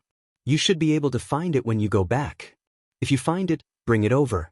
It's not easy for you to go to the Jiang family. They'll get Shui Tao to make a trip and come back with my father and the others. It won't attract anyone's attention." "Thank you, boss." Gu Yundong waved her hand. Shi and his wife were still a little ashamed. After all, it was their relatives who caused this. If not for the Gu family's bright minds, they would have really suffered. The two of them quickly returned home. There were still some guests at home, so they stayed behind to help eat dinner. While Shi was entertaining them, He found the hairpin and rushed to the Gu residence. Just like that, a small storm subsided until Zhuangzi returned. He came back very late. As the brother-in-law, he had to stay at the Jiang family's wedding banquet after sending her off. He was forced to drink a lot and was dizzy. He only woke up the next day. Unexpectedly, when he woke up and heard his parents mention the hairpin, he exploded on the spot. After washing his face, Zhuangzi went straight to the He family. He was not someone to be trifled with, especially when it came to the He family, who did not treat them as family at all. He kicked over the basket in the He family's courtyard. Then he asked He Xiu for compensation, but the He family refused. Uncle He even scolded Zhuangzi for being unfilial and disrespectful to his elders. Zhuangzi almost broke his hand. In any case, his sister was already married, and he was not in a hurry to get married. He did not care about reputation at all. He directly started fighting with his uncle. Uncle He was no match for him at all. In the end, the others in the He family could only give him 1 tael of silver as compensation. Zhuangzi took the silver and even stole an old hen in the courtyard before he left. This is to calm my parents down. Who asked He Xiu to scare them yesterday? You, Uncle He was so angry that he almost vomited blood. In the future, the He family will have nothing to do with your mother. We won't be relatives anymore. We'll sever our ties. Zhuangzi sneered. I can't wait. Who cares about you guys? He had long wanted to cut ties with them. Ever since the 2 elders of the He family passed away, Uncle He had treated it as if He did not exist. When the Shi family was in trouble, the He family had cut ties with them long ago. They had not interacted with each other for more than 10 years. What was the difference from cutting ties? Now that Zhuangzi's family had become rich, they started to rush over to take advantage of them. It was better not to have such relatives. Zhuangzi took the silver and carried the old hen home. When he told his parents about this, Shi Dashan had the same thoughts as Zhuangzi. However, He's eyes were red and she felt very uncomfortable. No matter what, that man was her biological brother. Now that she had come this far, she felt as if she had been alone when she came to this world. Zhuangzi scratched his head. He did not know how to comfort her, so he simply left the house. He left the old hen behind and went to the Gu family with the tael of silver. Boss, the He family compensated you with this silver. Take it. Gu Yundong glanced at the silver and took it. If you find any errors, ads pop up, ads redirect, broken links, non-standard content, etc., please let us know reports so we can fix it as soon as possible.